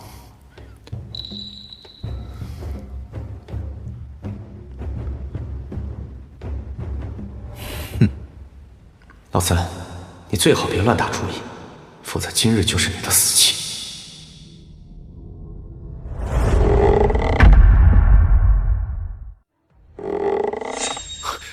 三哥，你这是作何？李毅，你只不过是个野种，刚入宫2个多月，父皇就封你做亲王。若是再不解决你，恐怕连皇位都是你的。三哥，我根本就没有争夺皇位之心，我只想做个太平王爷。老五，你觉得我会相信你说的话吗？今天我一定要杀了你，免得以后成为祸害。三哥，你若把我杀了，怎么向父皇交代？我早有准备，届时会有替死鬼替我顶罪，这就是和我作对的下场。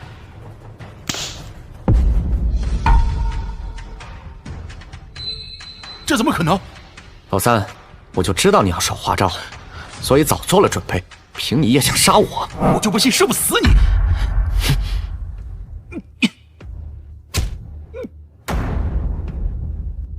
老三，你之前找人给我下毒的时候，我就一直在等这个机会把你解决了。后来你居然又派杀手，幸好我制造了这个连弩，不然还真就遭了你的暗算。你知道你为什么杀不了我？因为我做了防弹衣，这东西箭矢根本就射不穿。李毅，你要是杀了我，父皇也不会放过你。还有大哥，我既然知道你要暗算我，当然早就做好了准备。现在郭淮就躲在暗处看着你，是你先动的手，我是正当防卫。你觉得大哥会帮你吗？他巴不得你死呢，这样就少了一个竞争对手。五弟，咱们是亲兄弟，不管怎么说，我都是你哥哥，你就饶我一命吧，我保证不和你争夺皇位，而且我还会全力支持你。你是个实实在在的小人，之前你站在老二和老四的背后蛊惑他们找我麻烦，留着你只会成为祸害。郭总管，您都看见了吧？是三皇子要害我们家五殿下。曲言，这皇子之争，其实你我能参与的。今日之事，就当我没来过，我可什么都没看见啊！郭总管，我家殿下是迫不得已才会如此。你有没有想过，凭他的手段，日后必将登上皇位？今日之事，你既然参与，就摆脱不了干系。早知如此，我就不跟你过来了。曲言，你可害死我了！事到如今，我也只有如实向皇上禀报，三皇子暗害五殿下，却被五殿下给反杀了。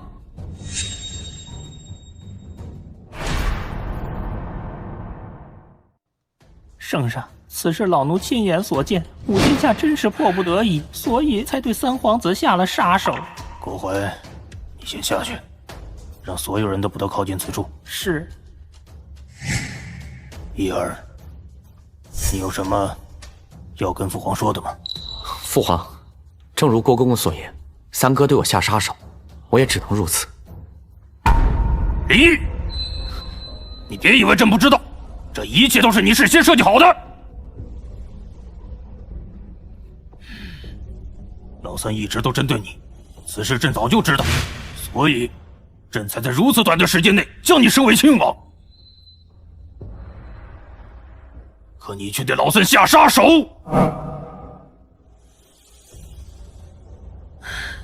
郭槐，是你安排人找去的吧？目的就是为了让他给你作证。你很清楚，朕最信任的人就是郭槐。李煜，有郭槐的口供，朕就奈何你不得了是吗？你哑巴了吗？说话！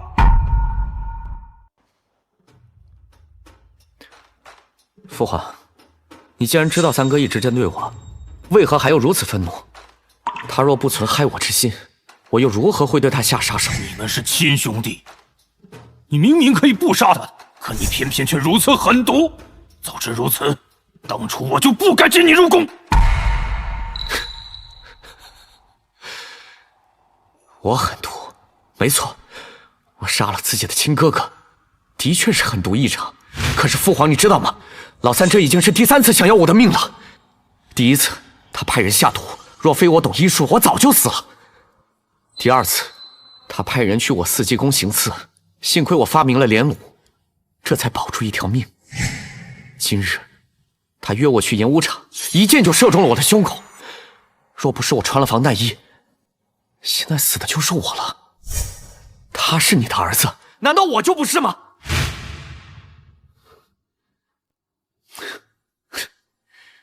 你说早知如此，就不带我进宫了。可这是我能选择的吗？我无法选择出生，无法选择自己想要的生活，被人逼着做龟公，更无法选择要不要进宫。父皇，我所经历的这一切，不都是你一手造成的吗？父皇错在先，是父皇让你受了那么多苦。你不要心存争夺皇位之心，你大哥容不得这个位置落到别人的身上。你下去吧。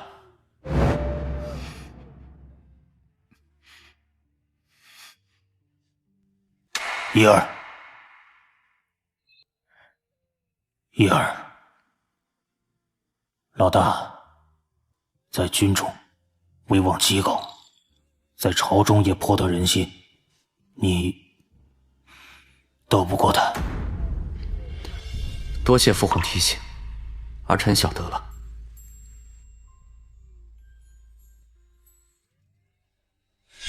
朕能帮你的也只有这些了。启禀圣上，河东、河西两省遭遇虫灾，庄稼颗粒无收，百姓们正在挨饿。秦尚书，速速拨款救灾。启禀圣上，如今国库空虚，只有余银30万两，只怕难以解决两省灾民一日之餐呐。速从江南调粮，支援河东河西。禀告圣上，从江南调粮，筹集起码尚需10日，再运到两河，恐怕得有1月有余，来不及呀。银子没有，粮过不去，难道就让灾民饿死不成？父皇，儿有一法，可让当地富户把粮借给灾民，等灾情过后，灾民再偿还就是了。大哥，这有钱人的粮可不是那么好借的，他们精于算计，届时一定会让灾民们加倍奉还。若是还不上，就要掠夺他们的土地。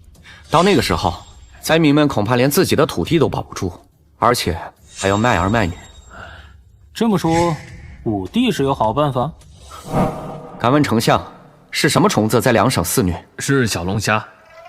小龙虾？有这东西还要什么粮食？直接吃小龙虾不就行了？武殿下让灾民吃虫子？这小龙虾可是营养丰富的食物，且味道鲜美，以此为食，足以帮灾民度过眼前饥荒。等将小龙虾吃的差不多了，朝廷的赈灾粮也该到了。简直是胡闹！自大夏开国以来，还没让百姓吃过虫子。圣上，武殿下此举定然会激起民变，此乃亡国之策。武帝，太师所言有理，若是激起民变，那可得不偿失啊。圣上，臣以为大皇子和太师所言有理啊。一儿，那小龙虾真可食用？父皇，既然大家都不相信，儿臣多说无益，不如儿臣去烹饪出一份小龙虾，请大家品尝。武殿下，您可别胡闹了，本太师可不吃虫子。臣也不吃。武殿下尽管去做，微臣愿意品尝。丞相已经彻底站在老我那边了，一儿，快去试试吧。儿臣领命。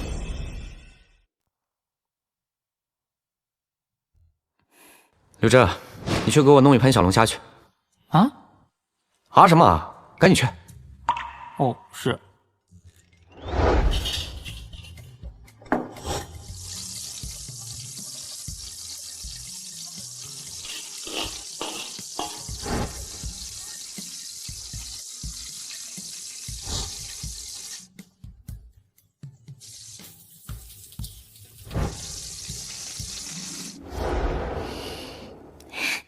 殿下，这小龙虾也太香了吧！殿下，能让奴才尝尝吗？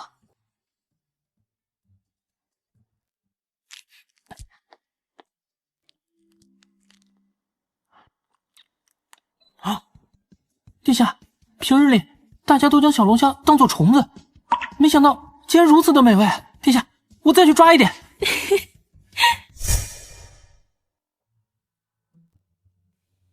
武殿下烹饪的小龙虾真香啊！父皇，这是儿臣做的蒜蓉小龙虾，请父皇品尝。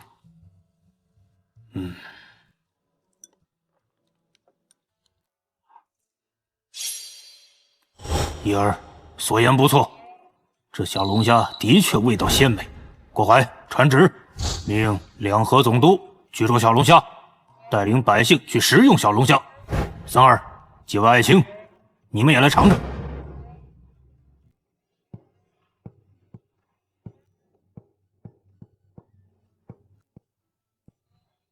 武殿下知识广博，不仅知道小龙虾可以食用，还烹饪得如此美味，果真大才之人呐！这次老五又出风头了，不行，不能让他一直这样。这东西既然如此好吃，得打压五皇子，不然大皇子的皇位就危险了。父皇，这小龙虾虽然可以食用，但并非长久之计。依儿臣看，朝廷还需拨款救济，不然明年的灾民连稻苗都买不起啊！孙儿此言有理，这朝廷只有30万两银子，杯水车薪呐。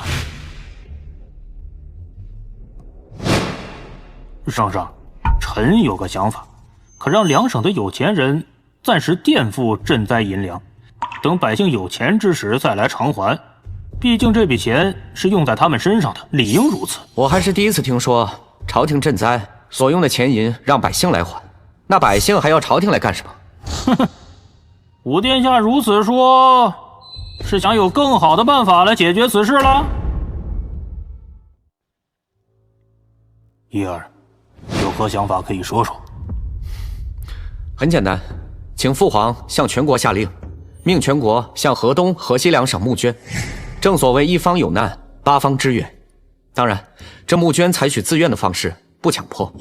不过需要朝廷率先带个头，儿臣愿将父皇所赏的银钱和物品全部捐出。好啊，这个办法好。伊儿率先募捐，也为百官带个好头啊。圣上，这个办法不合适。朝中大臣虽然俸禄不少，但每个人的开销都甚大，恐怕拿不出多余的钱来募捐。这个五皇子太过可恶，自己想捐就捐，干嘛拉着我们呢？老夫的钱可是好不容易搜刮来的。我年俸800两，捐个300两就差不多了。若是多捐，必然会令圣上怀疑。太师，我都说了，这募捐采取自愿的方式，你不想捐，可以不捐。武殿下虽然聪明过人，但却不懂人情世故。如此行事，恐怕日后他在朝中会寸步难行啊。就按伊儿所言，朕这就下旨号召募捐。秦尚书，现在全国募捐了多少银子？启禀陛下，到昨日为止，我大夏国内共募捐400万两银子，300万担粮食，足够河东、河西两省灾民度过虫灾，就连明年的稻苗也有着落了。启禀陛下，河东、河西两省禀报，这时日两省百姓都以小龙虾为食，没有一人饿死。伊儿的方法果然奏效，你们都要跟伊儿学学，这才是治国之道。还是老五聪明啊！虽然他的方法得罪了朝中大臣，但却令父皇高兴万分。皇帝的宝座不是大臣们能决定的，而是父皇，不能任由他这样下去。圣上，虽然河东河西灾情已解，但国库依旧空虚。如果发生事情，恐怕朝廷难以应对。既然武殿下能够解决河东河西的灾情，那应该也能充盈国库。老臣也是这么认为。武殿下天纵奇才，这等小事肯定难不住他。在养心殿之前，老臣曾与他偶遇，他跟老臣说，已经想出了解决此事的方法。这两个老东西是替老大朝我发难啊！尤其是那个太师，老子什么时候和你说过这些了？哦，原来伊儿已经想好了办法。回父皇，儿臣从未向太师提过此事。武殿下，你这可不能在圣上面前如此编排老臣。你如此说，那是陷老臣于不义，这欺君之罪，老臣可担不起。好了，伊儿，你说说，有什么方法能充盈国库？我能有什么办法？之前把自己的身家全都捐出去了。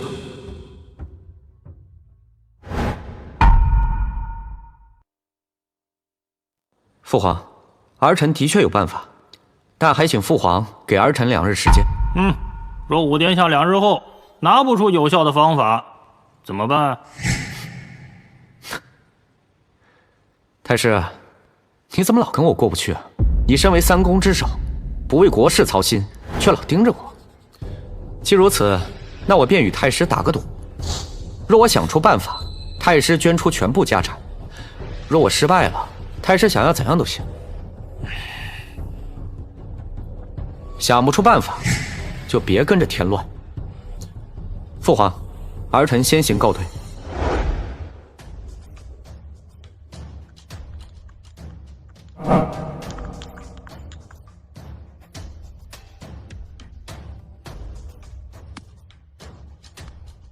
这年代没有玻璃，琉璃也没有，这东西一定可以大卖。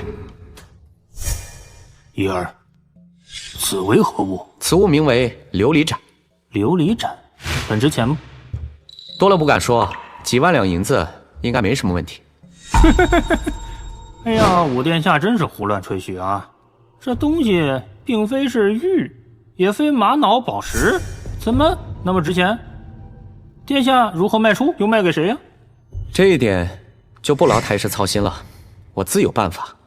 哼，圣上，武殿下根本就是欺君，请圣上降罪。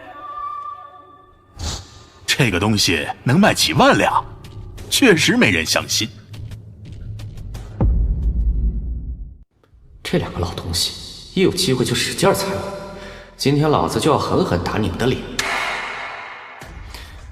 多说无益，还请父皇下旨，在此处举办拍卖会，邀请京城中的有钱人前来参加。圣上，此物价格如此之高，若是卖不出去，便费时费力，且请商贾入宫，有失体统。若五皇子无法充盈国库，还请陛下惩治。好啊，若我将其高价卖出，那就请父皇免去太师职务，令其告老还乡。好，我就跟武殿下打这个赌。感谢诸位能参加本殿下的拍卖会，本殿下十分感激。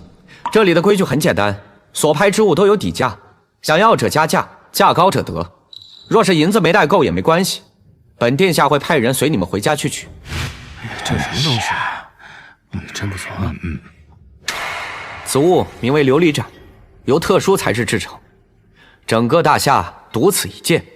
琉璃盏，我还是头一次听说有这么个东西，它是干啥用的呢？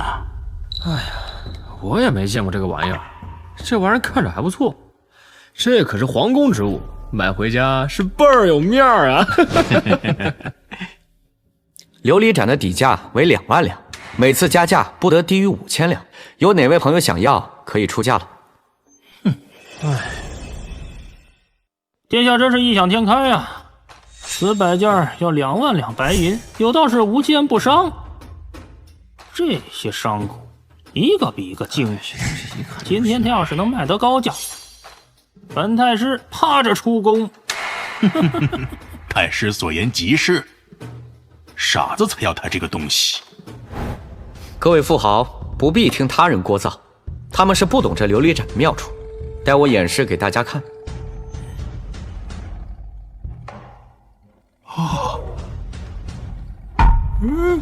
哎呀，居然有如此美丽的光芒，实在是令人陶醉啊！真难怪殿下要卖2万两银子呀！若是将此物放在家中，这神仙都要拜访啊！哎呦，妙啊！我出2万5千两，我出3万两，我出10万两。还有没有加价的？10万两，成交！恭喜这位富豪夺得琉璃盏。接下来拍卖的是一件挂件，底价为1万两，想要的朋友可以出价。我要！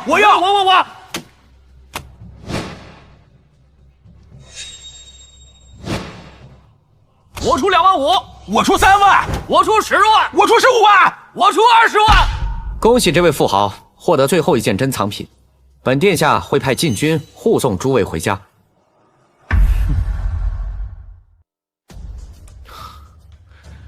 太师，不知道你有没有算过，我一共卖了多少银子？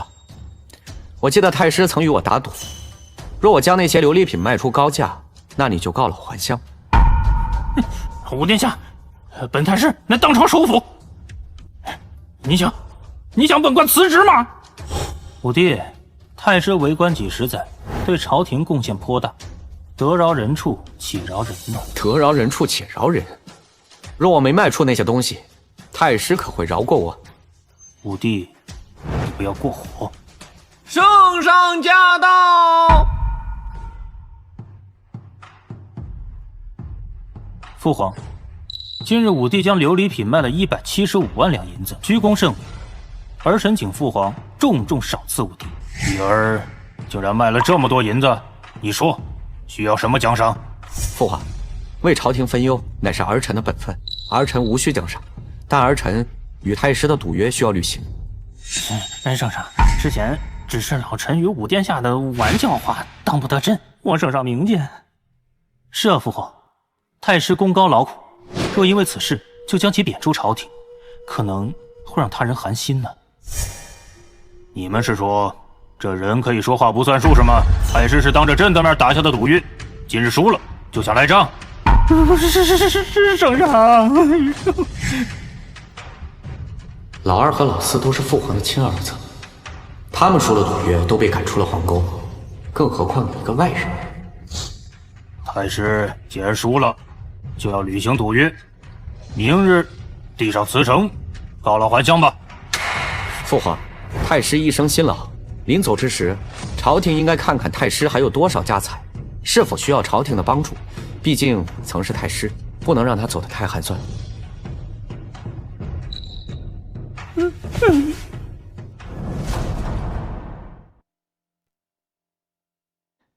殿下，圣上派人抄了太师的家，您猜猜，一共抄出了多少家财？看你的样子，挺高兴的，应该得有几十万两银子。何止几十万啊，足足360万两银子，黄金有7万两，加上古玩、字画等珍奇之物，恐怕得有800万两银子。800万两！这老家伙居然搜刮了这么多钱财，当真该死！确实该死，本来他都要告老还乡了，忽然查出这么多藏银，太师当场就吐血身亡了。皇上已经下旨了，要将他全家发配。不是不报，时候未到，这就叫天网恢恢，疏而不漏。这下国库应该是充盈了。殿下，除了此事，奴才还听闻南西省发了大水，无数百姓遭灾，十分凄惨。哦，南溪今年的雨水很大吗？是挺大的，10几个大堤都被冲垮，所以才会如此。水可养人，亦可制造灾难，稳固大堤是重中之重。刘志，你去给我寻些石灰、粘土、铁矿粉。殿下要这些东西做何？做混凝土，稳固大堤。哦，快去吧。是。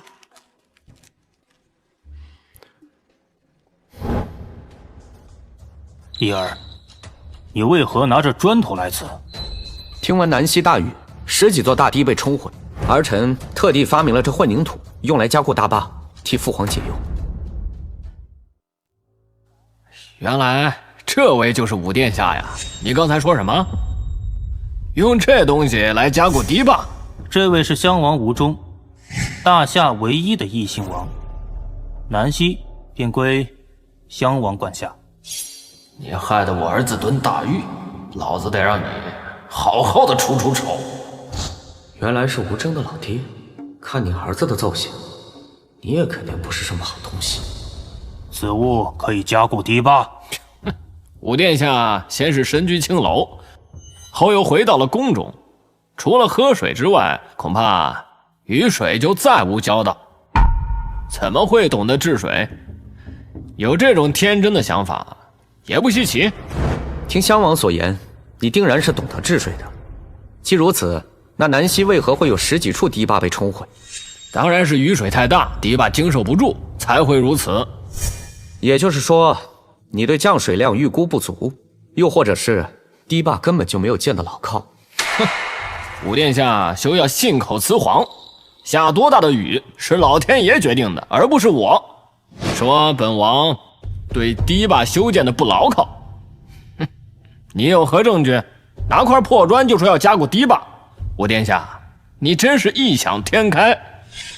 若以此物建造堤坝，恐怕连第一波河汛都撑不住吧。好了，别吵了，现在最重要的是如何加固大坝。义儿，说说你这东西。启禀父皇，此物名为混凝土，结实异常，若用它来加固大堤，可保万无一失。哼，武帝，我知道你善于制造东西，但就这么一个小东西就想加强堤坝，哼，实在让人难以信服啊。大皇子言之有理，圣上，武殿下的话不能信。若以此物加固堤坝，届时堤坝被毁，遭殃的是百姓。哎呀，是啊，这堤坝之事必须是慎之又慎。只用此物加固，是否有所不妥呀？敢问襄王，是以何物加固堤坝？当然是土石青砖了。父皇，此物的硬度是青砖的6倍，即使遇到大水冲刷也不会损坏。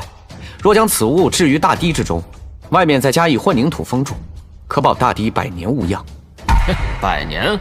我看第一轮都挡不住吧。武殿下，还是老老实实做你的皇子，还是少操心其他的事情吧。既如此，那便做个实验吧。郭总管，劳烦拿个铁锤过来。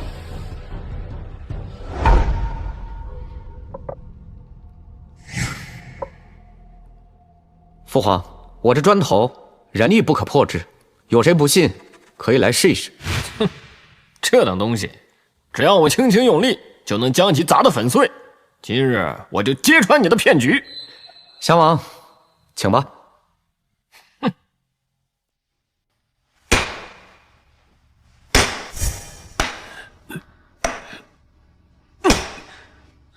襄王，您这是没吃饭吗？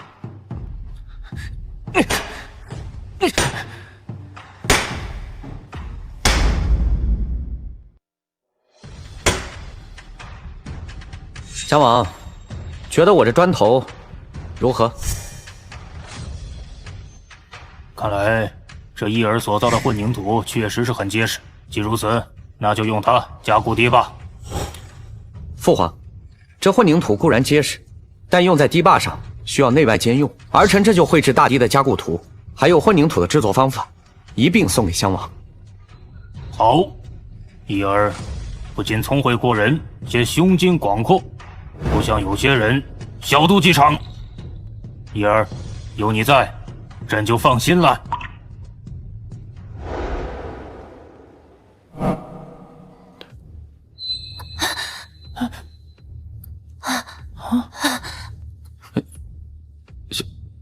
小吕子，快去看看。哦，殿下，是个禁军，已经昏迷了。禁军？禁军怎么会来我这儿？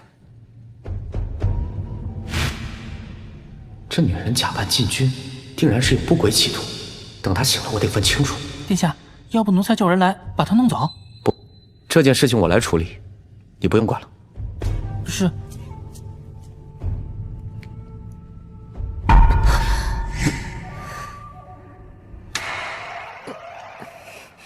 我去，我去，这小妞长得可真漂亮。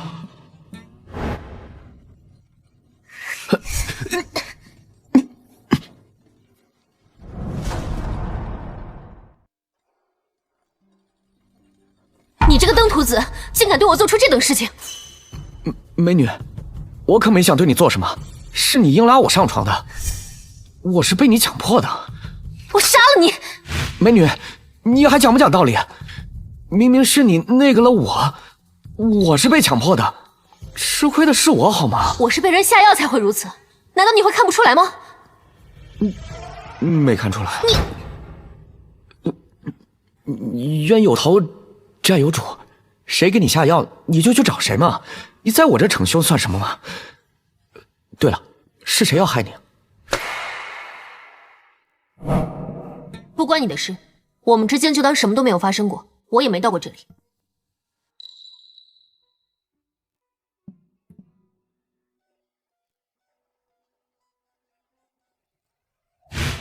殿下，圣上刚刚派人来传话，说明日燕国使臣将会前来，到时你与大皇子同去。燕国使臣，该不会又是老大搞出来的吧？大皇子有这么大的能力吗？还是小心一点的好。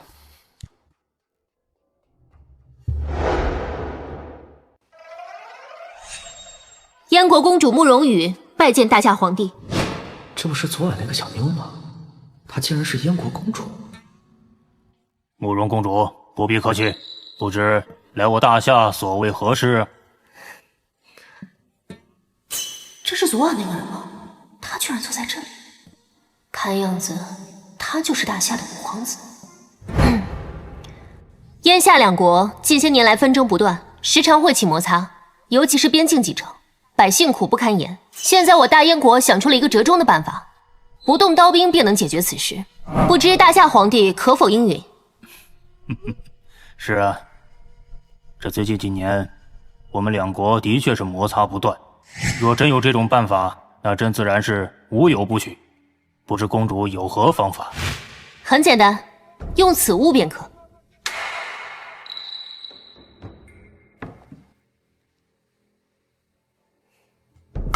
咱们不妨就以此物作赌。你们大夏国若有人能让此球自己浮出水面，便是大夏国赢。届时我燕国将割2座城池送与大夏，若浮不起来，你们大夏就赠予我们燕国2座城池。不知皇帝陛下可敢应战？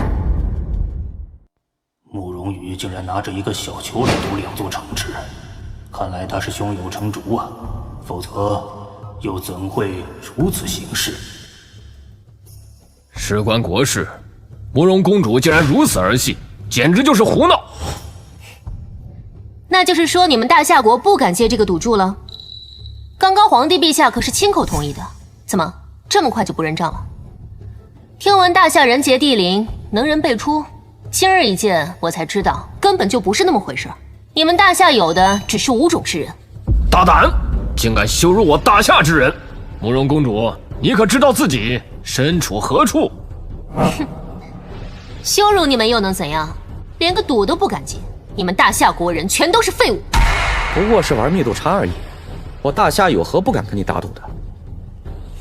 这个无耻，昨夜非礼，今天竟然还敢和我作对。早知如此，所以我就该杀了他。你算什么东西？凭什么与本公主说话？放肆！此乃我大夏国的武殿下。那他说话算数吗？自然是算数。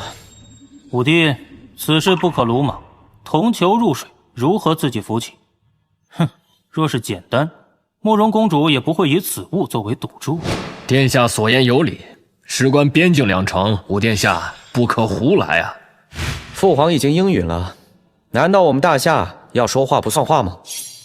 被人家一个小小的球就给吓到了，那传出去，我们大夏威严何在？一儿所言有理，慕容公主，这赌注我大夏接了。既如此，那便请吧。不过咱们事先定好规矩，在此过程中不可用手或者借助工具，你们可感应？浮个球而已，这么简单的事情，何须借助工具？大夏在诸国之中号称文武第一，依我看是吹牛第一才对。此铜球落水即沉，重量必然不轻，不用工具如何能浮得起来？一儿，不要逞强。父皇，儿臣有一法子可试。哦，那就试试吧。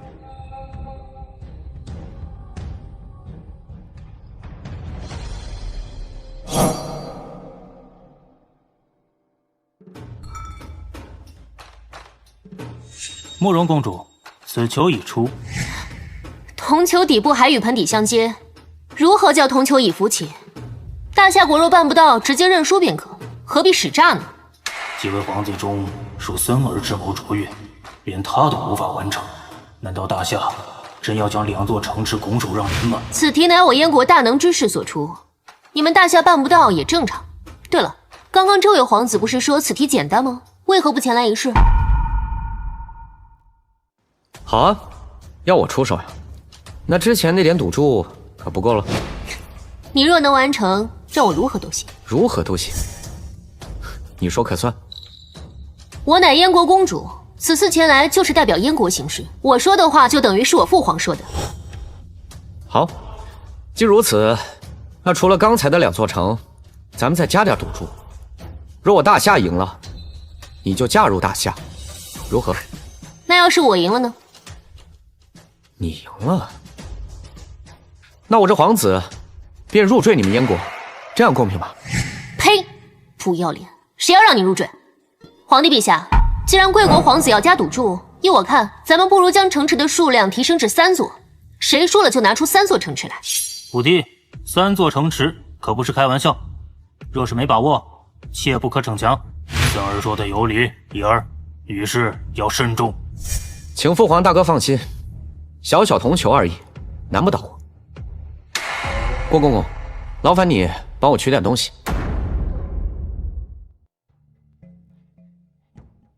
穆殿下，您要这么多盐作何用啊？等会儿你就知道了。皇子殿下，我方才说了，不可借助工具。你是听不到还是听不懂人话？胸大无脑，你只说不能用工具，又没说不能改变水的密度。你这登徒子，当真该死！皇帝陛下，我还要加个赌注，若他完不成，那就杖责100。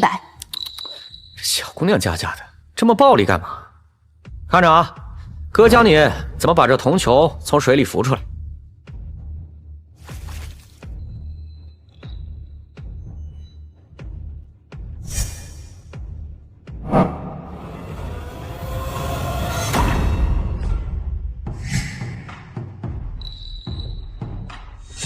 慕容公主，你现在还有什么想说的吗？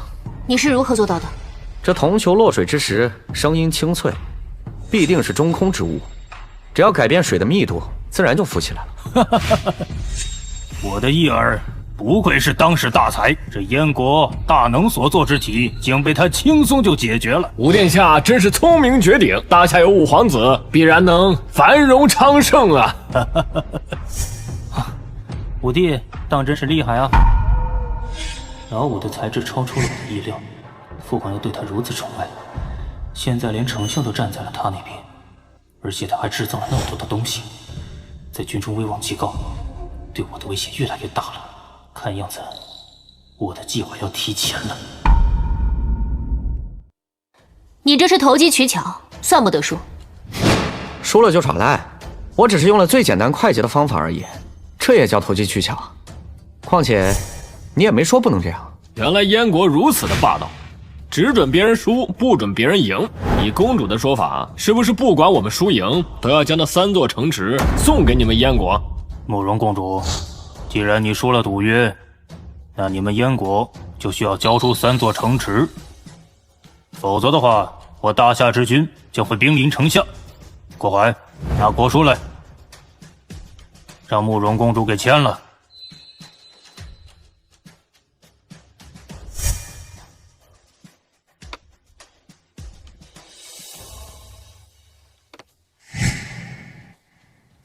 皇帝陛下，第1场就算是大夏赢了，不过我还要再比1场。这次我们燕国独5座城池，不知皇帝陛下可敢应战？哦，慕容公主还要比什么？大夏自称文学乃是天下第一，那今日我就与你们比对对联。要与我们比对对联？慕容公主，你这不是主动送城池给我们吗？既然慕容公主有此雅兴，那这比试朕接了。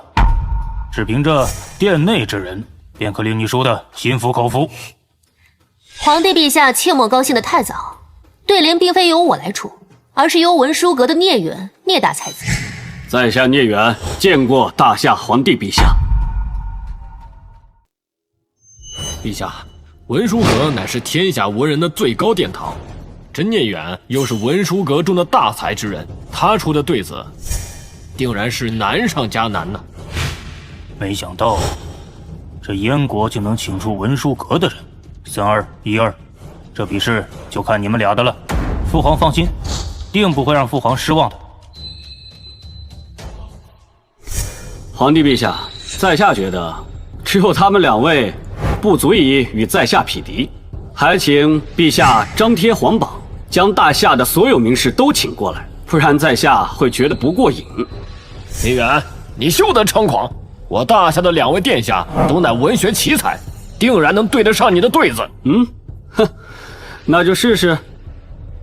我注意上对，看看2位殿下能否对得工整。听好了，1乡2里共3夫子，不识45经6艺，竟敢教7、8、9子，十分大胆。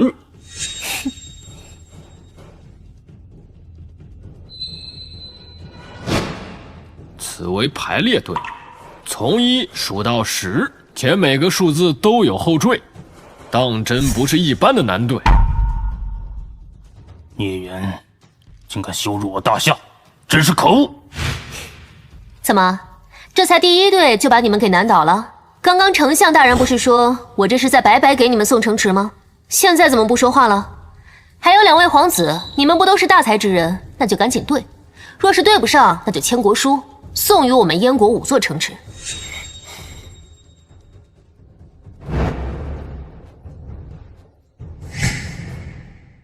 3212，你们可能对得出。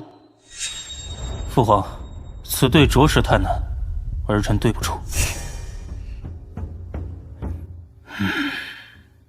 五殿下，刚才你不是很狂吗？那此对就由你来对吧，对不上也没关系，只要你跪在我面前，给我磕10个响头，说你错了就行。不就是对个对子吗？用得着这么嘚瑟？五殿下，休要拖延时间，我数5个数，若你对不上来，那就是燕国赢了。5、4、3。时至9平，凑得8两7钱6分5毫4厘，且3心2意，1等下流。五殿下此对对得太好了，不仅工整，而且聂远羞辱我大夏，也被他骂了回去。五殿下此乃天纵奇才啊！哼，一儿自从入宫以来，就从来没让人失望过。只是对上一个对子，有什么好得意的？聂大才子，继续出队。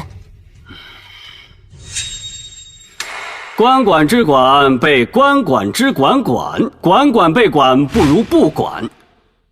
哼，此队乃为连字队，且聂远又以官续出，实在是高明啊！比刚才的排列队是更要难上10倍，不知道五殿下能否对出口？这文殊阁当然是厉害非常，放眼天下文人，恐怕都不如他们。五殿下怎么不对了？刚才你不是很厉害吗？这种对子啊，对于你来说可不是一般的难，但对我来说那就十分简单，我分分钟就对上了。五殿下，只是吹牛没用，你得拿出真才实学来。听好了，人说之人，被人说之人说，人人被说，不如不说。妙，实在是太妙了！五殿下，此乃是当世奇才，连这种对子都对上了，而且还比上联高了一些。恭贺圣上能得五殿下这种麒麟之子啊，此乃我大夏之福啊！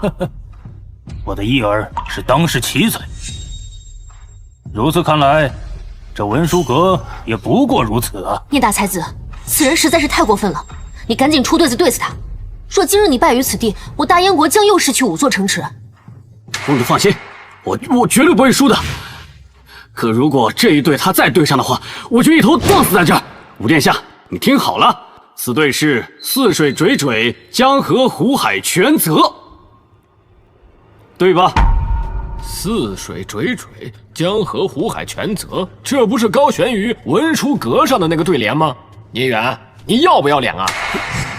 这对联竟挂在了文殊阁上。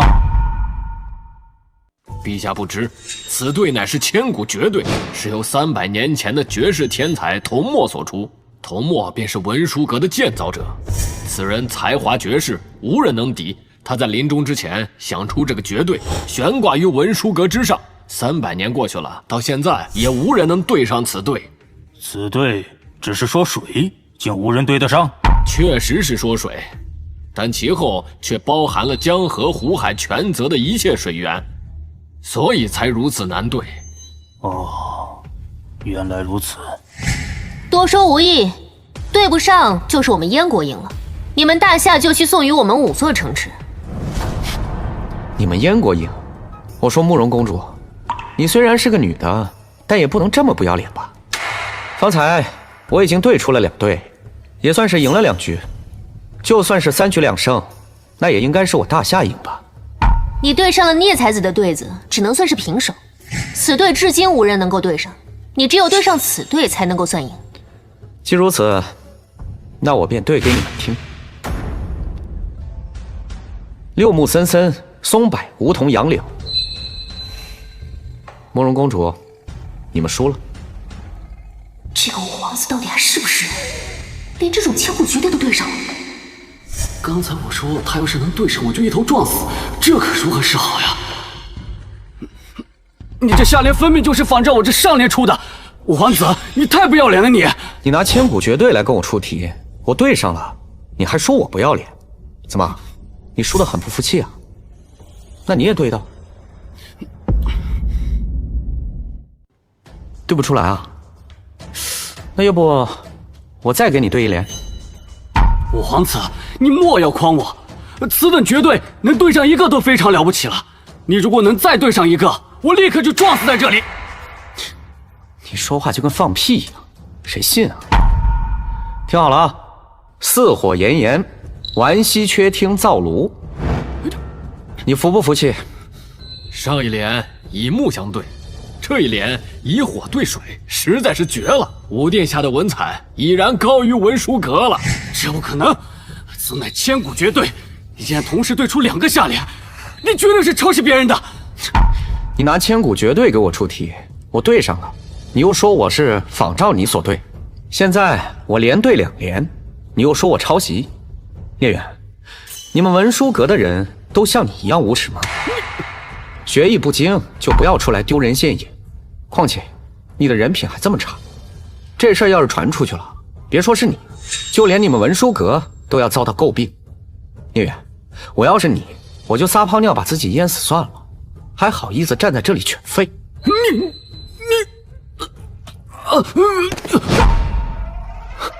这对子本是消遣娱乐，这聂大才子竟然把自己对到晕厥，真是空前绝后啊！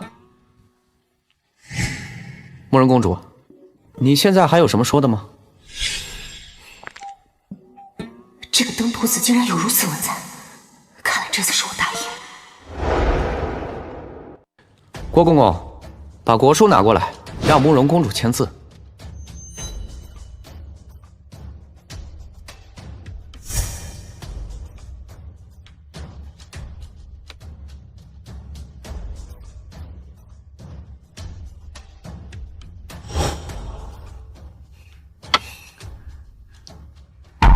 李毅，这次算是你赢了，不过你给我记住，我不会放过你的。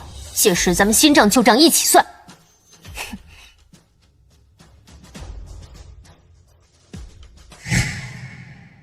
怡儿，你凭借自己的才智赢回了燕国8座城池，你说需要朕奖励你什么？父皇，这都是儿臣的本分，只要边境的百姓不再遭受战乱之苦，儿臣就心满意足了。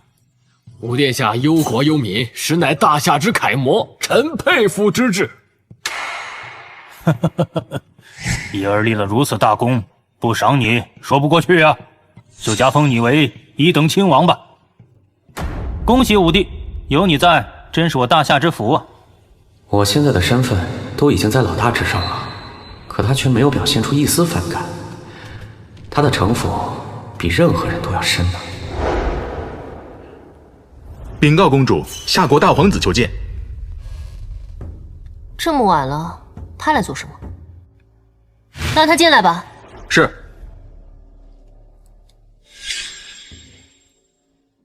不知大皇子到此所为何事？慕容公主不要误会，我不是来找麻烦的。那你来做什么？是将你们丢掉的8座城池归还你们。殿下，宫中发生重大变动。什么变故？把你急成这副样子？宫内禁军全部换防，原统领失踪，由副统领代管。原本的13支巡逻队，现在变成了20支。而且皇上突然生病，这2日都未临朝。还有其他的吗？卑职发现有几个禁军鬼鬼祟祟的出入大皇子府邸，我就派人探查了一番，发现他们都是燕国人。燕国人？难道老大勾结燕国人造反？他若以这种方式获得江山，必然会引起大夏内乱，这老大不会想不到。那殿下可有什么办法？你让一半暗卫入养心殿，保护父皇；另外一半混入禁军之中，以备不时之需。另外，你要随时盯着老大的动向，随时向我禀报。是。老大终于忍不住了，想要夺取皇位，但他绝不会这么明目张胆的造反。这家伙肯定还有后手。殿下，圣上派人来传旨，召您入养心殿。来人说，圣上的情况不妙。什么？父皇的情况不妙？子晴，若宫中发生任何变故，你和吕雉立刻离开四季宫躲起来，明白了吗？是。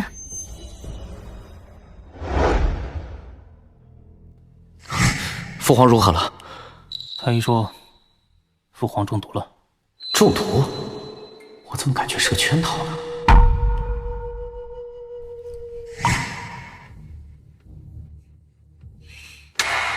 混账！谁让你们进来的？李森，我们不是为了你，而是为了武殿下。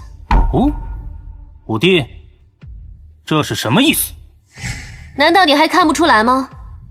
我们大燕国支持武殿下登基，现在四周都已经被我们包围了，谁敢反对，就地格杀。武殿下竟然勾结燕国，想要谋权篡位，这就知道这是个圈套，难怪老大敢明目张胆的画堂进军，原来是诬陷我要造反。哼，武帝，他说的可是真的？莫非父皇中毒也跟你有关？武殿下，圣上对你体恤有加，刚封了你做一等亲王，你居然就造反，还谋害陛下，当真可诛啊！大皇子，诸位大人，圣上中毒的确是武殿下所为。前日他给陛下送了吃食，陛下食用之后便感觉不舒服。陛下一直宠爱武殿下，老奴就没有多想。可武殿下居然公然造反，那老奴就不得不说了。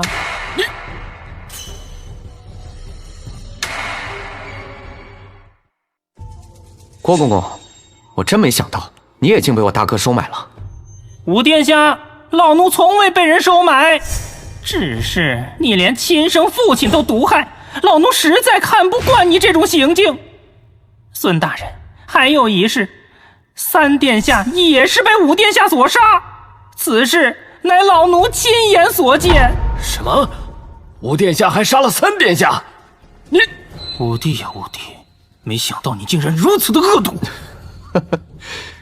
大哥，你的心机还真是非他人可比，难怪当初父皇叮嘱我不是你的对手，你筹划的还真周全。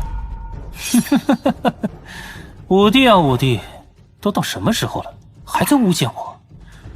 我真不知道该怎么说你好。念在咱们是亲兄弟的份上，只要你认罪，我饶你不死。真是杀人诛心啊！我要是信了他的话，那就彻底成了反贼。既然诸位都觉得我造反，那我再怎么解释也没用。慕容公主，你既然过来协助我造反，那就把他们都杀，辅助我登基。慕容公主，你跟随武帝造反，大夏能走得出去吗？我大哥说的对，有些人利用完了就应该杀掉，免得他把不该说的事情说出去，只有死人才不会透露任何消息。慕容公主，你不是来辅助我造反的吗？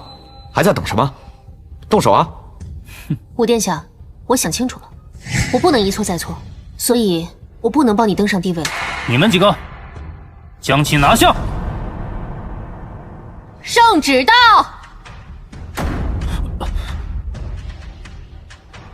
朕竟感身体不适，恐怖久矣，为国家计，特立五子李毅为太子。钦此。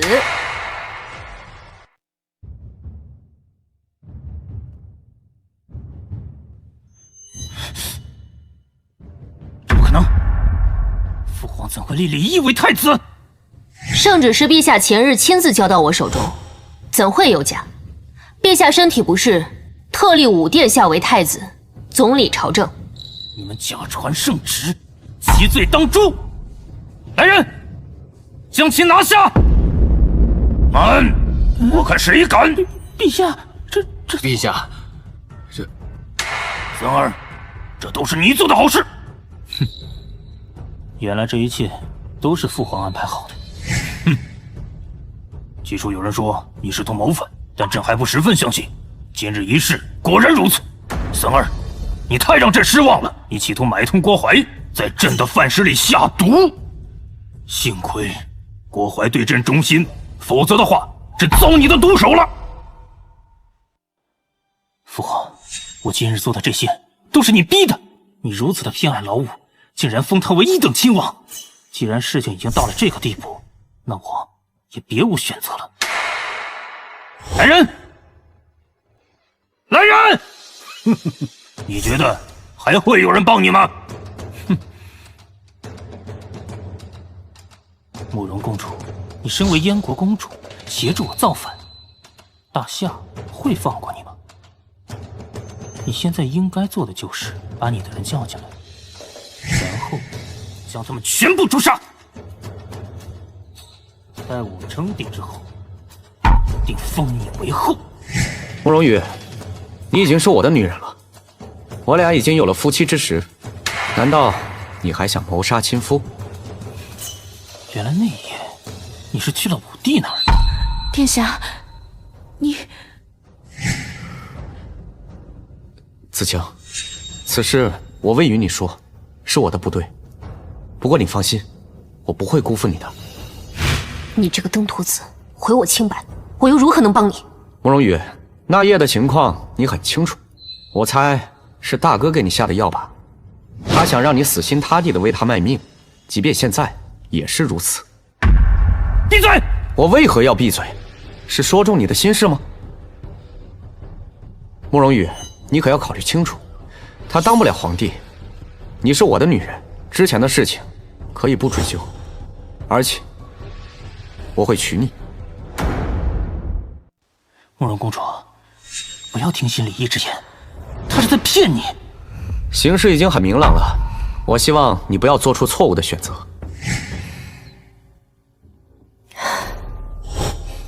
大皇子，事情发展到如今这个地步，我不能一错再错了。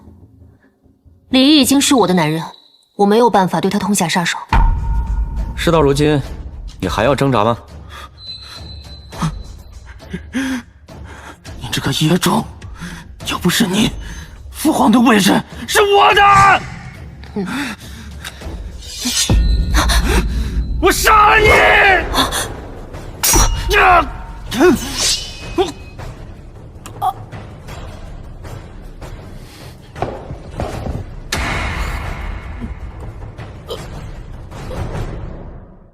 奉天承运，皇帝诏曰：五皇子李毅聪慧过人，甚为朕心。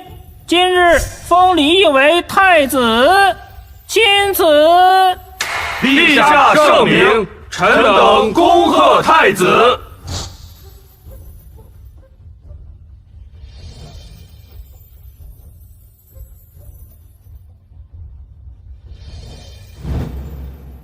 启禀圣上，臣听闻边塞寒冷，每年都有无数士兵生冻寒之症。既然吾殿下已成太子，总理朝政，还不如就由殿下想个办法，帮边塞的将士们过冬。老大都被我给收拾了，这个吴中还出来蹦跶，简直就是找死。一儿，你可有办法？回父皇，这种事情很简单。我知太子殿下聪慧过人，但也无法事事都能解决吧。将士们可比不得你有上等的御寒之物。若太子说给边关的将士们配备顶级的御寒之衣，便是将国库掏空了也不够。太子这是站着说话不腰疼。不过是御寒而已，用得着花多少银钱吗？我只需1万两，便可让边关将士们不再受寒冻之苦。1万两银子？边关可是有10万将士，这点钱便是普通的军服都不够。殿下不会是只弄些粗布衣料糊弄他们吧？只需一些纺织面料、鸭毛、鹅毛，便可让边关的数10万将士度过寒冬。这些花不了多少钱吧？什么？鸭毛、鹅毛？本王还是第一次听说这些东西能够御寒。殿下如此糊弄边关将士，难道就不怕他们哗变吗？边关乃我大夏重中之重，一儿可不能寒了将士们的心呢。请父皇放心，儿臣可以先行制作出来，届时父皇就知道能不能行了。只有鸭毛、鹅毛就能御寒？太子殿下真是异想天开。若是那东西能取暖，那让本王做什么都行。好，那咱们走着瞧。殿下，这衣服里塞的全是鹅毛、鸭毛，而且并不厚重，真能御寒吗？那当然，这东西可比棉服暖和得多。父皇，儿臣已将御寒之衣做出来了。这衣服样子从来没见过，看着挺漂亮的。圣上，漂亮没什么作用，若是不能御寒，那就只是摆设。一儿，这衣服真的能御寒吗？即便是零下40度，也没任何问题。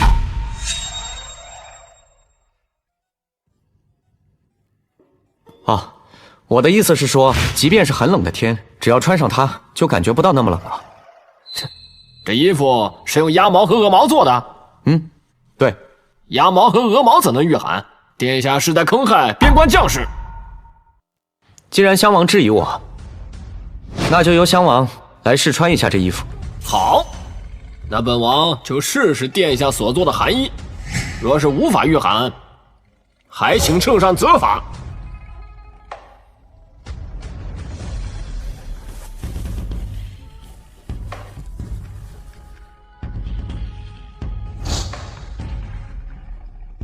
殿下，本王穿了这寒衣，貌似并没有什么御寒的效果。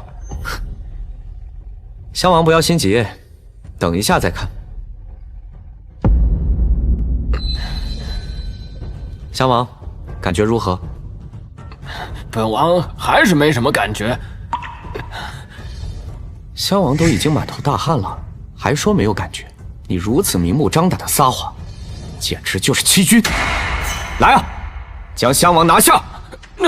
吴忠，你纵容自己的儿子在外耀武扬威，而后又多次对本殿下不敬，甚至出言羞辱，你真当本殿下是好欺负的？现在我便革去你的官职，贬为庶民，另外还要查抄你的全部家产。圣上饶命，臣也是为国家江山社稷着想。吴忠，你是我大夏唯一的异姓王，本来朕念你祖上有功，才保留了你这个王位，没想到你一再的难为太子，你羞辱他就是在羞辱朕，把他打入大牢，没有朕和太子的旨意，不得释放。圣上饶命，饶命啊！太子殿下，臣不敢了。奉天承运，皇帝诏曰：朕在位37载，深感疲惫，今日便将皇位传位于太子，钦此。太子请上前。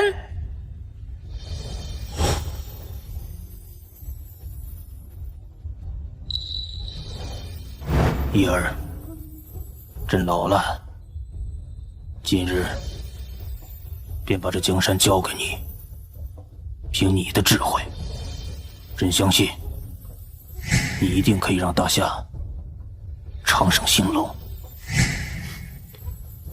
儿臣多谢父皇，儿臣谨遵父皇之命，强我大夏江山有故。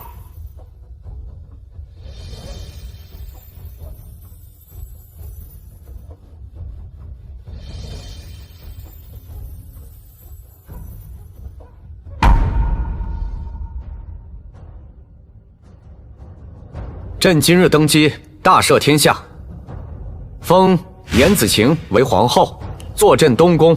谢主隆恩。封慕容羽为贵妃，坐镇西宫。谢主隆恩。设立军机处，孙正言为6部之首，统领军机。谢主隆恩。设锦衣卫，屈延为锦衣卫指挥使。谢主隆恩。朕为人一向赏罚分明，有功者赏，有过者罚。从明日起，朕将推行新政，凡有阻拦者，一律诛杀。万岁！